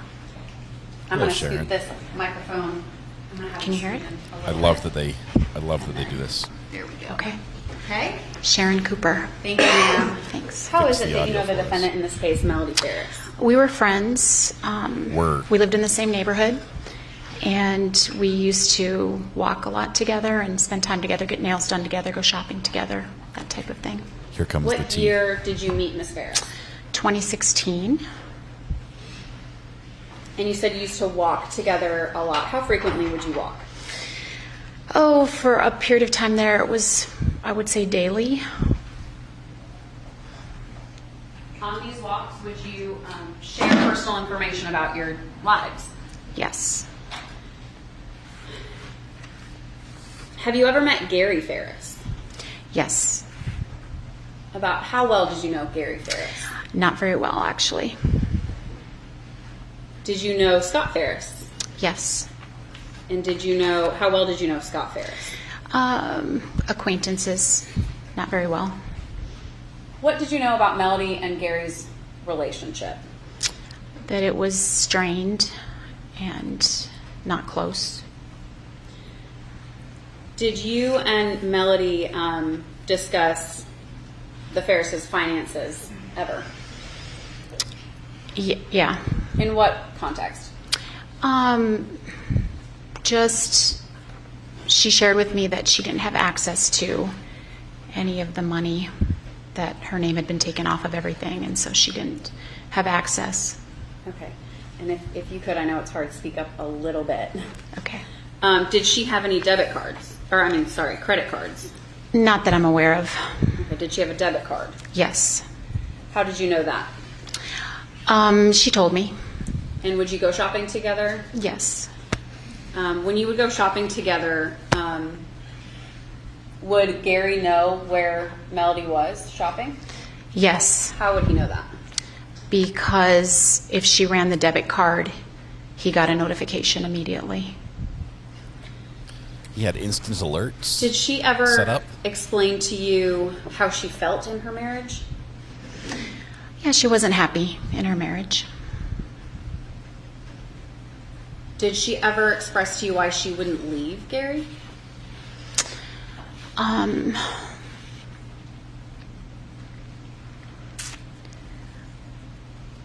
Yeah. What was that? It had to do with wanting to stay because if she left, she wouldn't have access to any funds. Oh, dagger. Did you learn about a man named Rusty Barton when you were walking with Melody? Yes. Who was Rusty Barton? Rusty Barton was her boyfriend. Whose boyfriend? Melody's boyfriend. And did you learn at any point that Melody had, how would she contact Rusty Barton? By phone. How many phones did you know Melody to have? She had 2 phones. Do you know how Rusty was saved in her phone? Yes, he was in her phone as XO. And would you gorilla. see him call or see her text? Is that how you knew Yes. that? Yes. Do you know when Rusty entered her life? I don't know. Was it prior to you and her becoming friends? Yes. He was already in her It was life? an established relationship prior to that, yes. At any point, did Melody send you her debit card? Yes. For what? Well, let me ask you this: where were you when that happened? I was in Minnesota. I was in Bagley, Minnesota. And why did she send you her debit card? She asked me to use it somewhere locally there because she had told Gary that she was with me. Where was she, in fact? She was in the Bahamas. With who? With Rusty. Mr. Cooper, I'm going to show you. We're going to have some questions for Rusty. Oh. Can I approach the witness, Your Honor? This is not evidence of a crime, but the level of planning Marked States Exhibit Cooper 1. is Do you recognize very that address? suspicious. Yes. State moves to admit States Exhibit Cooper 1.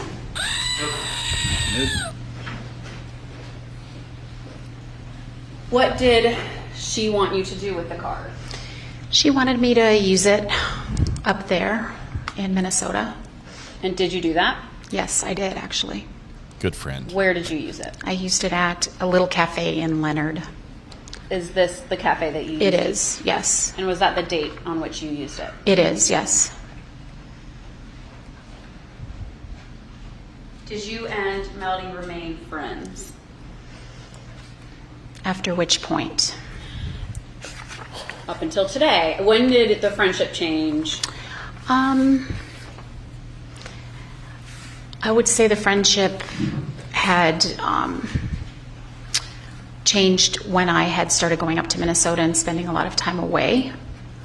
I had moved. I wasn't her neighbor anymore, so we had less frequent contact with each other, and that happened.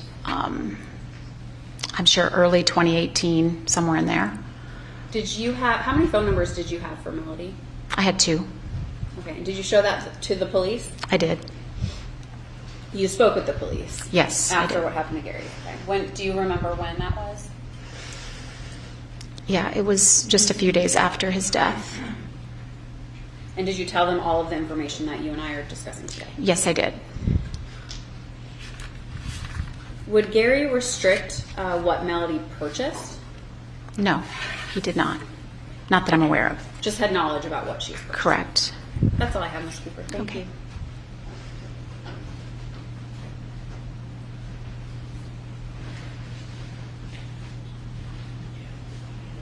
Good morning, Ms. Cooper. My name is Michael Ray. I represent Farris. How are you? I'm well, thank you. You flew down involuntarily from Minnesota? Yeah. Okay. Flew down involuntarily. Now, when you lived, you didn't actually live on Purcell. You lived off one of those little side roads that come off Purcell. Correct, Hickory Hill.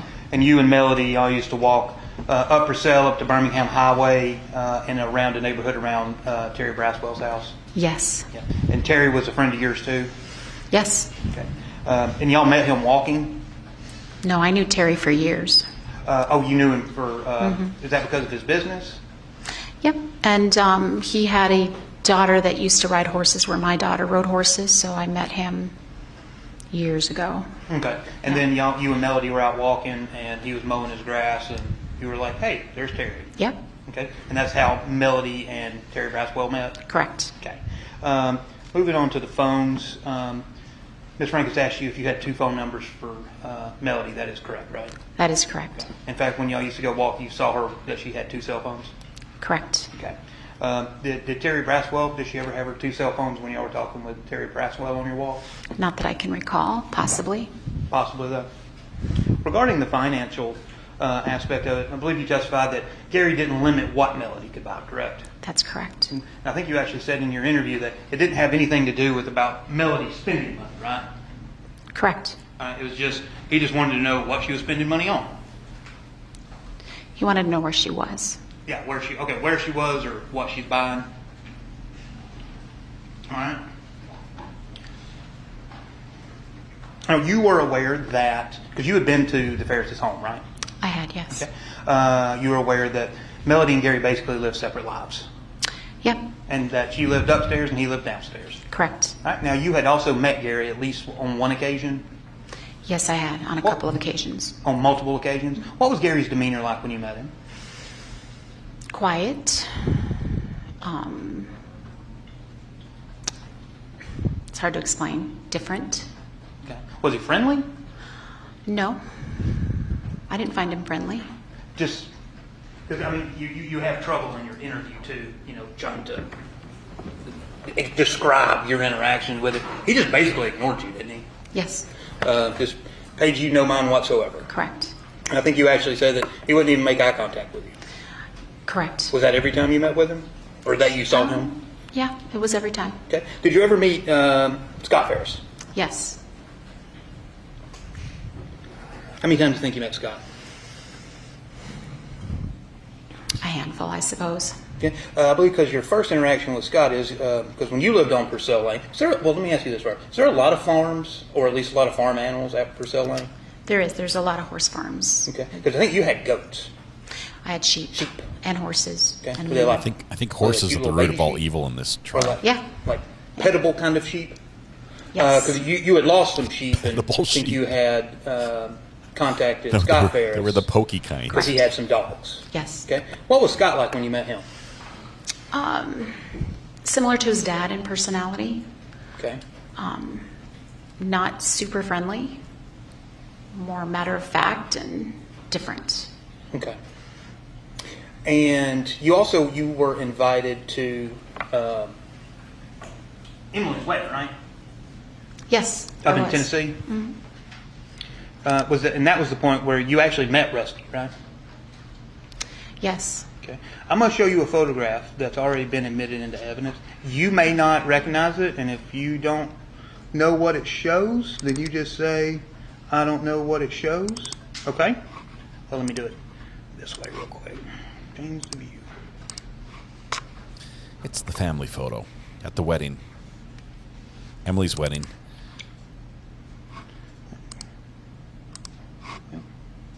And just for the record, showing Payne 10. Can you identify who that is? That's Rusty Barton. Okay. Do you know who this is? Can you move the... I do not know who that is. Nobody's been able to identify I'm just going to her. flip through and you tell me if you see yourself. Okay? All right, so 10, 9. Make it bigger. Oh, well, I went too fast. Hold on. 10, 9. Can you embiggen the pixels? I'm looking for myself. Yes, yeah.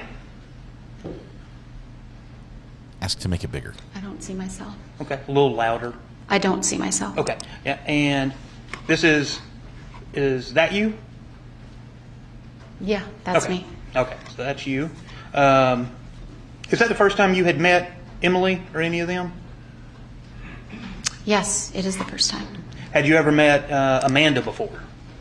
I had met Amanda. Okay. How about Chris? I had not met Chris prior to that. All right, so you, at least at the wedding time, you had met 3 out of 4 children. Mm-hmm. Okay. And when did you move away from Purcell Lane? I moved away in the fall of 2016. Okay, so 2 years before what Correct. we're talking about. All right? Almost, yep. And because I know you had gotten divorced, right? And that you got divorced when you lived off Purcell Lane. Hickory Hill, but yes. Okay. And did you still live in the general area? I did. Okay. That was always a confusing part about your interview, trying to figure out where you lived. All right, so you still lived in the area, and you and Melody could still walk, right?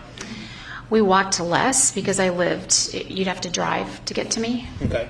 So we walked less. We occasionally walked after that. When did you, I know you traveled back and forth a good bit to Minnesota during that period of time. When did you leave Georgia and go to Minnesota? I was half-time for quite a while there, and maybe 3 years ago I did it permanently. Did it permanently? Okay, so you're kind of back and forth between 16 and 2024? Yeah. Okay, up till, well, 2021, really? Correct. Until I was still coming back during COVID, so probably 2021. Okay. And I believe that's because you have a child down here? Yes, I do. Yeah. Yeah. Ms. Frank, she had asked you about Melody getting divorced. You had talked to her about getting a divorce, right? Yes. I believe you had told Ms. Frank, and maybe I misheard you, or I just didn't understand your answer. You said, did Melody tell you that she didn't want to get divorced because she didn't want to lose access to funds? She didn't say that exactly, no. Okay. Is that kind of your interpretation of maybe what she was meaning? I would say quite possibly, yes. Okay. Because when you got divorced in Georgia. Mm-hmm. Okay. So you're aware that Georgia has equitable distribution of assets? I'm actually not, because we made our own agreement, and it was very amicable. So no, I'm not familiar with the Georgia laws with regard to. So you did an uncontested divorce and y'all settled your own assets? Correct. Okay. And you divided up your assets? Mm-hmm. Okay. And the whole debit card thing, you said Melody was in the Bahamas. Would it refresh your memory or that's the wrong way. She was actually in Jamaica. Now, does it really matter? Bahamas, Jamaica, whatever. Yeah. Were you aware that at least one of her adult children knew that she was in Jamaica? No, I was not aware of that. Okay. But you knew she was in Jamaica? Only by a text, and I thought it was the Bahamas, but. Okay. I mean, that's fine. Yeah. It's still Caribbean. Sure. Right. So she had texted you and said, hey, I'm in Jamaica, use my debit card? The text came from Rusty's phone. Okay. And it said, how did she get you her debit card? If she's in Jamaica. She mailed it. She mailed it from Jamaica. Do you know how long she was in Jamaica? I don't. Okay. Was it 9 days? Sound about right? I don't know. Okay. All right. One second.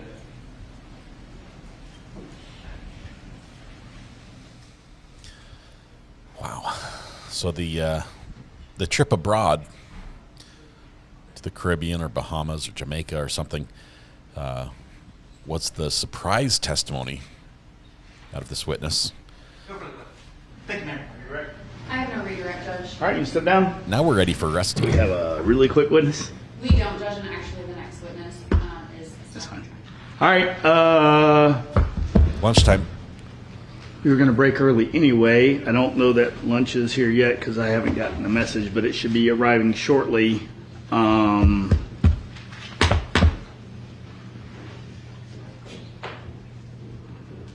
We're going to break till 12:30 because that's how long my virtual meeting with the consulting group is going to be.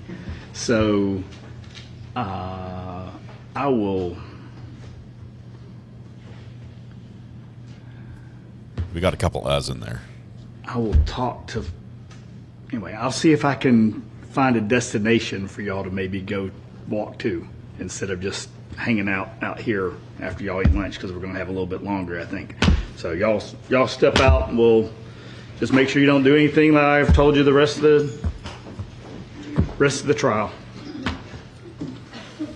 All right, we are going to jump down to Sarah Boon, follow what's going on live out of the hearing out of the Ninth Circuit down there in Florida. Let me just make sure they don't have anything left to talk about right here. Who's going to be in charge of them? Who's going to be in charge of the jurors? Don't let them out of your sight. We don't want the things that happened before to happen again.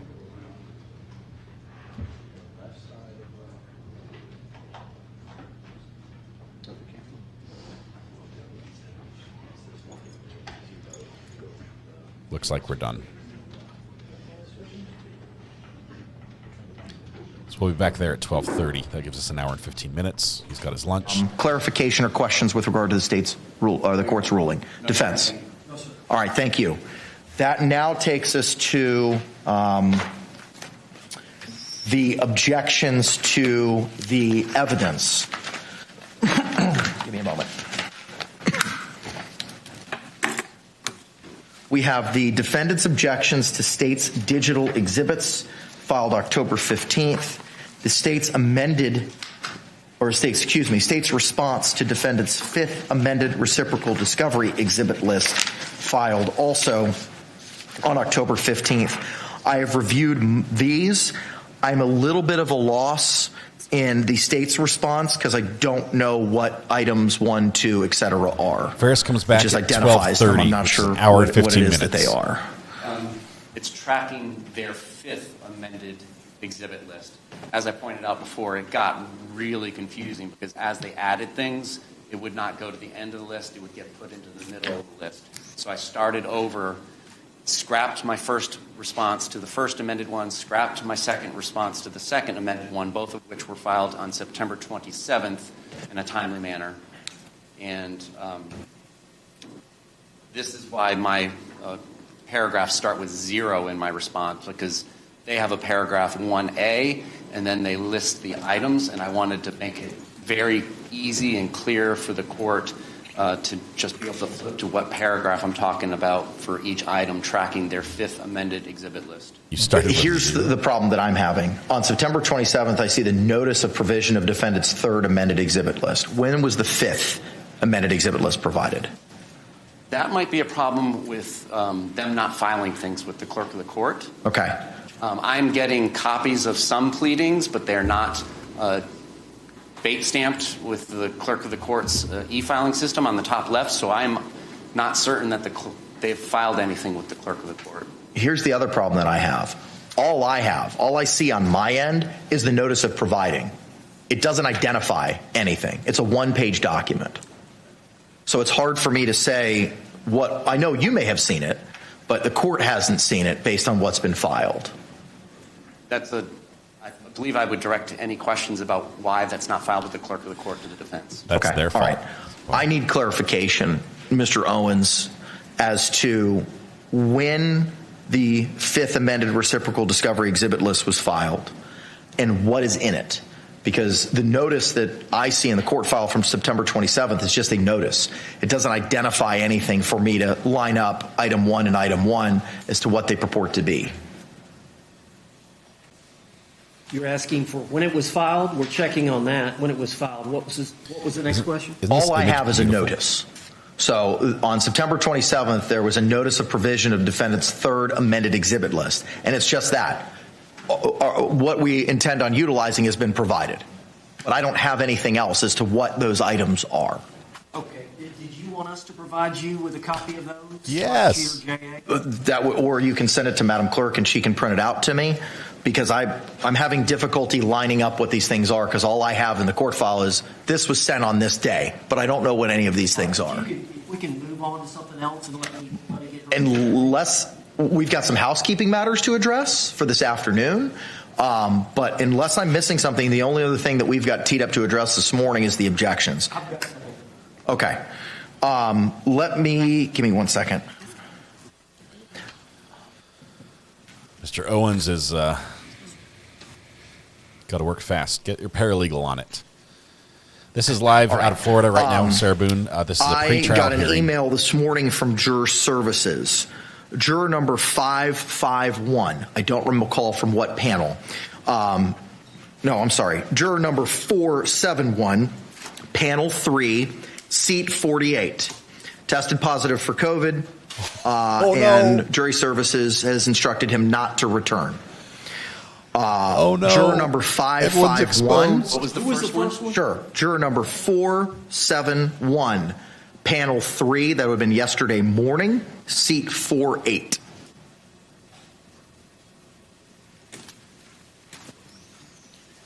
Advised Jury Services this morning that he was not feeling well. After leaving the courthouse, he tested positive for COVID. I have instructed Jury Services to excuse him because we don't need that floating around. It's a super spreader event at the courthouse. The other juror, 551, I don't have any other information as to what panel or seat. She took a COVID test and was negative. She is planning on reporting today. So due to the shrinking from 54 to 53, jury selection will take place here in 12 Alpha this afternoon as opposed to the 23rd floor. The deputies have already brought in additional chairs so that we can fit 53 people in here. But not with that's the only other housekeeping matters that I have to address. So, are there any housekeeping matters to address from the state before we address the objections issues? Is it wise to not utilize that expanded space when two of these panels, or at least one of these panels, has already been exposed to COVID up in the 23rd floor? Would it not be wise to use the bigger space in 23 since one of our panels has already potentially been exposed to COVID, as opposed to packing everybody in like sardines? Response. I don't know the layout of 23, so Can you all approach this for a second? Okay, so the judge, they had two jurors who made the first hurdle who tested positive. One who was sick tested negative. One who was not feeling well tested negative. Because of the shrinkage, just with 2 people gone, now we're like, we now fit in the courtroom again, right? Because we had to go to a different courtroom today for jury selection because there were just too many people to fit here. So the judge says, since it's smaller now, we're all going to cram in here. And the lawyer's like, do you think it might be smarter to maybe sit a little further apart from each other, get a bigger courtroom? I want some breathing room where people can sneeze and it not be on me. Yeah. Oh, my goodness. And we'll see what the judge manages here. He might have already freed up that courtroom. It could have been taken by somebody else. Looked like he jumped right on his iPad to check at the courtroom scheduling to see if that was available. But so jury selection is going to continue this afternoon. But now we've got a couple days where a bunch of jurors were exposed potentially. They sat next to each other. I don't know. They could have been exposed to those 2 that tested positive, and it could sort of spread. There could be a ripple effect from this. Oh, let's see who's on the phone here. Let's see. Call from Lego My Briefs. Lego My Briefs. How are you doing today? Not too bad, considering I have COVID. So I'm calling in to say, should I have not licked them on their way into the courtroom? Was that wrong? You're not supposed to lick the jurors. I think that's in one of the rules somewhere. I shouldn't have done that. There was no sign. Yeah. There was no sign. The court's fault then. If they didn't tell you. But I'm glad you can laugh. I just had a good laugh. Oh, my God. I said to my daughter, oh, my God, the jury's it's not my fault. Yeah. I'm in Canada. Yeah. That's hilarious. But it's scary because I really want this trial to, get going. So I guess we'll hang in tight. Delay. Yeah. Well, but anyway, my briefs. I hope this is a short duration for you and you're back on your feet I was right just away. telling my daughter I'm sick as a dog, and then this afternoon I started getting a real sore throat. So I don't think it's really hit its peak yet. Yeah. But court's going to take a 15-minute recess love you guys. To address jury selection location this afternoon. And to give the defense the opportunity to provide the fifth amended exhibit list. With regard to juror 551, what say the state? No objection to the, if he doesn't have COVID, then I don't have a motion for cause. Okay. Any response from the defense?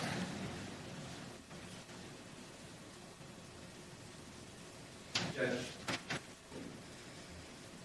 she tested, but the test was negative? Correct. Is that correct? That is correct.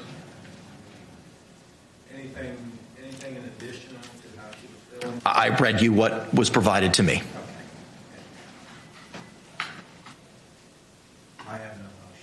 Okay. Court's going to be in a 15-minute recess. Thank you. Right. The court's taking a recess. We're going to take a lunch break because it is lunch. I think we're going to come back to Sarah Boon. Not sure exactly how it's going to work here. I think my fallback slate was wrong. A fallback slate is when, for some reason, if there's like a solar flare and the live view connection to court has a hiccup, instead of just having the live stream crash, I pay extra to have a fallback slate that will fill that feed with a video of something, and it's a still image, and so I have a slate. And I think I had Corey Richins as a fallback slate, so there might be a pointer here where there was a little hiccup, and you see a flash of Corey Richins' trial, because that's what we used when we were out there at the trial in Utah. This is Sarah Boon. So we sort of took a jump. We went like this. We went from the state of Georgia to the state of Florida. So we have competing who wore it best on the state seal things going on. Both are going on right now. In Georgia, they're on lunch break. They will be until about 12:30, which is another, an hour and 7 minutes. We're taking a 15-minute break here in Florida in Sarah Boon's case, where the judge is trying to decide what's going to happen with jury selection, specifically with which room they're going to hold jury selection, whether they're going to be in 12A or they're going to go upstairs to the 23rd floor and be in a larger room up there. If they go upstairs to the upstairs, it causes some problems. First of all, if there's any media coverage of that, moving all the cameras, connections, everything, that's an issue. Jules is about to give us a call. Give me just 1 second. Jules is down there, so we're hoping when it debut the Sarah Boon thumbnail, not till court starts. We'll keep it as it is. I like simplicity. I'll take a look at it. Take a look. We had a couple options, and I know you worked on some of those. So let's see if we can get Jules to call in here. She might still be exiting the courtroom. Jules is going to give us the rundown if we can get her on the phone. One of our court watchers who are present there, also Trial TV Live. Brandy Churchwell is down there. Peter Tragos is there. He's not going to be calling in, though. That would be cool if he did, but I don't think he will. Call from Jules. Jules is not. This is not Jules. I'm pulling your leg. I love you, man. Sarah Boon. Donnie, you got me. I'm like, Jules, that's not your voice. That's Donnie's voice. Yeah. All right. We'll see. Here we go. This is Jules. call from. Hey, Jules. How are you doing? Hi, how are you? Good. I'm tired. But in any case, so we're sitting in the jury box. That's where they have media. Oh, that reminds me. I need to talk to you later tonight when you're all done with work. It is important. Okay. In any case, I made eye contact with her on accident. And the first time she just stared, and I just stared because I didn't know what to do because we see her full front. You know what I'm saying? In the other trials, how I'm sitting behind everybody. Yeah, now I'm in front of you're everybody. in the jury box. Yeah. Which is quite large, I might add. And so then the second time we locked eyes, she smiled. So I smiled because I didn't know what to do. I didn't know what to do. But in any case, she's very engaged with her attorneys. There are times when you see her displeasure. Oh, there's Mr. Owens right now. He's on the phone. I can report Mr. Owens is walking around the courthouse barefooted. He took his shoes off. His shoes not hurt. I swear to God, I would video it, but I would get into trouble. Here he comes now. He's walking up towards me. I'm going to walk in the other direction. He's a ninja. He's sneaking up on you. Yeah. It's very, very clear that these two attorneys do not get along. Meaning Owens and the prosecution. Mr. J, and Mr. Owens do not get along and stuff. So, and FYI, apparently my car is now the media car. Poor Chris is outside at there's a big silver box. Yeah, and that's where he's at. So, Wow. Poor guy, but that's okay.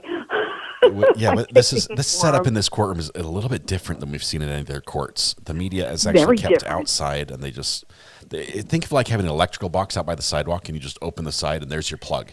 That's what we have. No power. This is very, very, very different. Very, very different. But the cameraman inside the courtroom, he is set up. I don't know if it's going to change once the jury is in panel, but he's also set up inside the jury box. He'll probably move for that. They'll probably move him back. Which he's my friend from Court TV, so I can get some I know, right? Court TV does a good job with cameras. I really, really appreciate their setup. Audio, He's like- sometimes he's like- their hands are tied. But Yeah. He's like, Jules, I didn't expect to see you here. And I was like, really? He goes, no, I was being... we're losing you, Jules. You're dropping out. I have to ask, was the Owens wearing socks, or were we talking full-on barefoot? No, he had black socks. Okay. No holes? No holy socks? But when she was brought into the courtroom, she was not shackled, no handcuffs or anything. So they must have removed everything from the hall before they brought her in. But she is very engaging with her attorneys and the paralegals. She's writing a lot of notes, but she definitely does not know how to control her emotions. Like when Mr. J was discussing Jorge's, that he put his fist through a plate glass and he received 2 stitches, and it was his wife that insisted he go to the hospital and get it taken care of, and it had absolutely nothing to do with any violent act or, DV. And Sarah was like, her cheeks got really red, and she was mumbling and shaking her head and writing like a mad woman. So then she went to go say something to Mr. Owens, and he literally went and pushed. Talk to the hands pushed type. the note. No, he went and he pushed her notepad away, and then he pointed to Mr. J.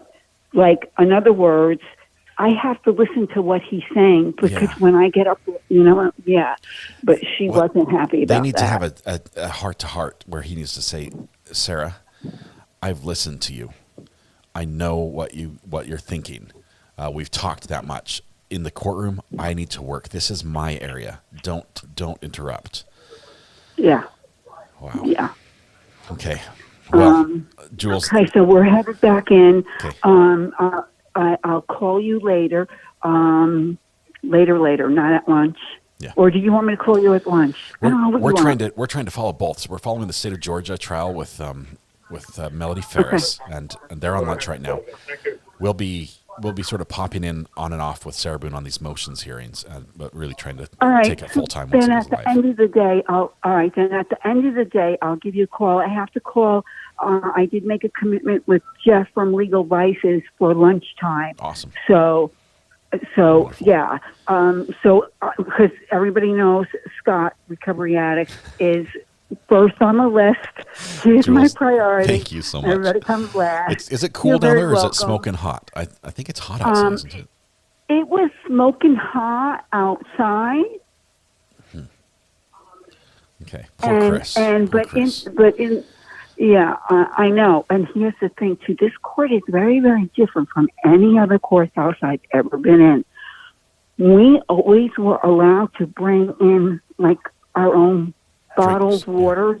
Yeah, as long as the thing was sealed. Not here. Yeah. They wouldn't let Chris bring in his bottled water. Yeah. They're very, very strict here. Very strict here.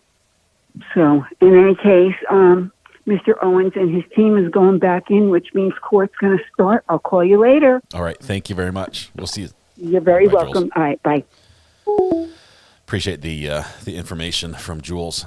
We are going to take a short break. I think our batteries have done everything they can do today. We will be getting some batteries down to Chris for tomorrow, or we'll get them down there tomorrow. So once court starts, once this trial begins, we'll have the setup working a little bit better. Brandy for telesentencing. That sounds like a great thing to do. Let's do a quick portal over there. We're going to be back. When we come back, we'll be back with the state of Georgia trial. That's going to start at 12:30. Let's see if I can portal to Brandy. We haven't done that in a long time. Let's see. Brandy. There we go. Live sentencing of Robert Tellis. All right, do me a favor if you could when we portal over there. The first thing you do before you forget, I know you're going to start seeing friends and Brandy's going to be amazing and you get distracted. Click the like button when you land and give her a thumbs up and share the stream if you're willing to or able to do that as well. So she's amazing. We love Brandy. We've got a close connection with her channel. Love what she does. Love that she's down there, going to be down there for Sarah Boon as well. So. Thank you. That being said, we have to end with a little bit of music or it's not official. So I'm going to do a short version. Tonight when you go home, please hug the people you love, smile. It's going to make their day just a little bit better. And please stay safe till we go live again at 12:15. So 45 minutes from now with the afternoon session of the state of Georgia versus Melody Farris. So thank you very much. We'll see you guys over on Brandy's channel. You guys have a good one. Be good. We'll see you in the afternoon as well. Alrighty. Bye-bye.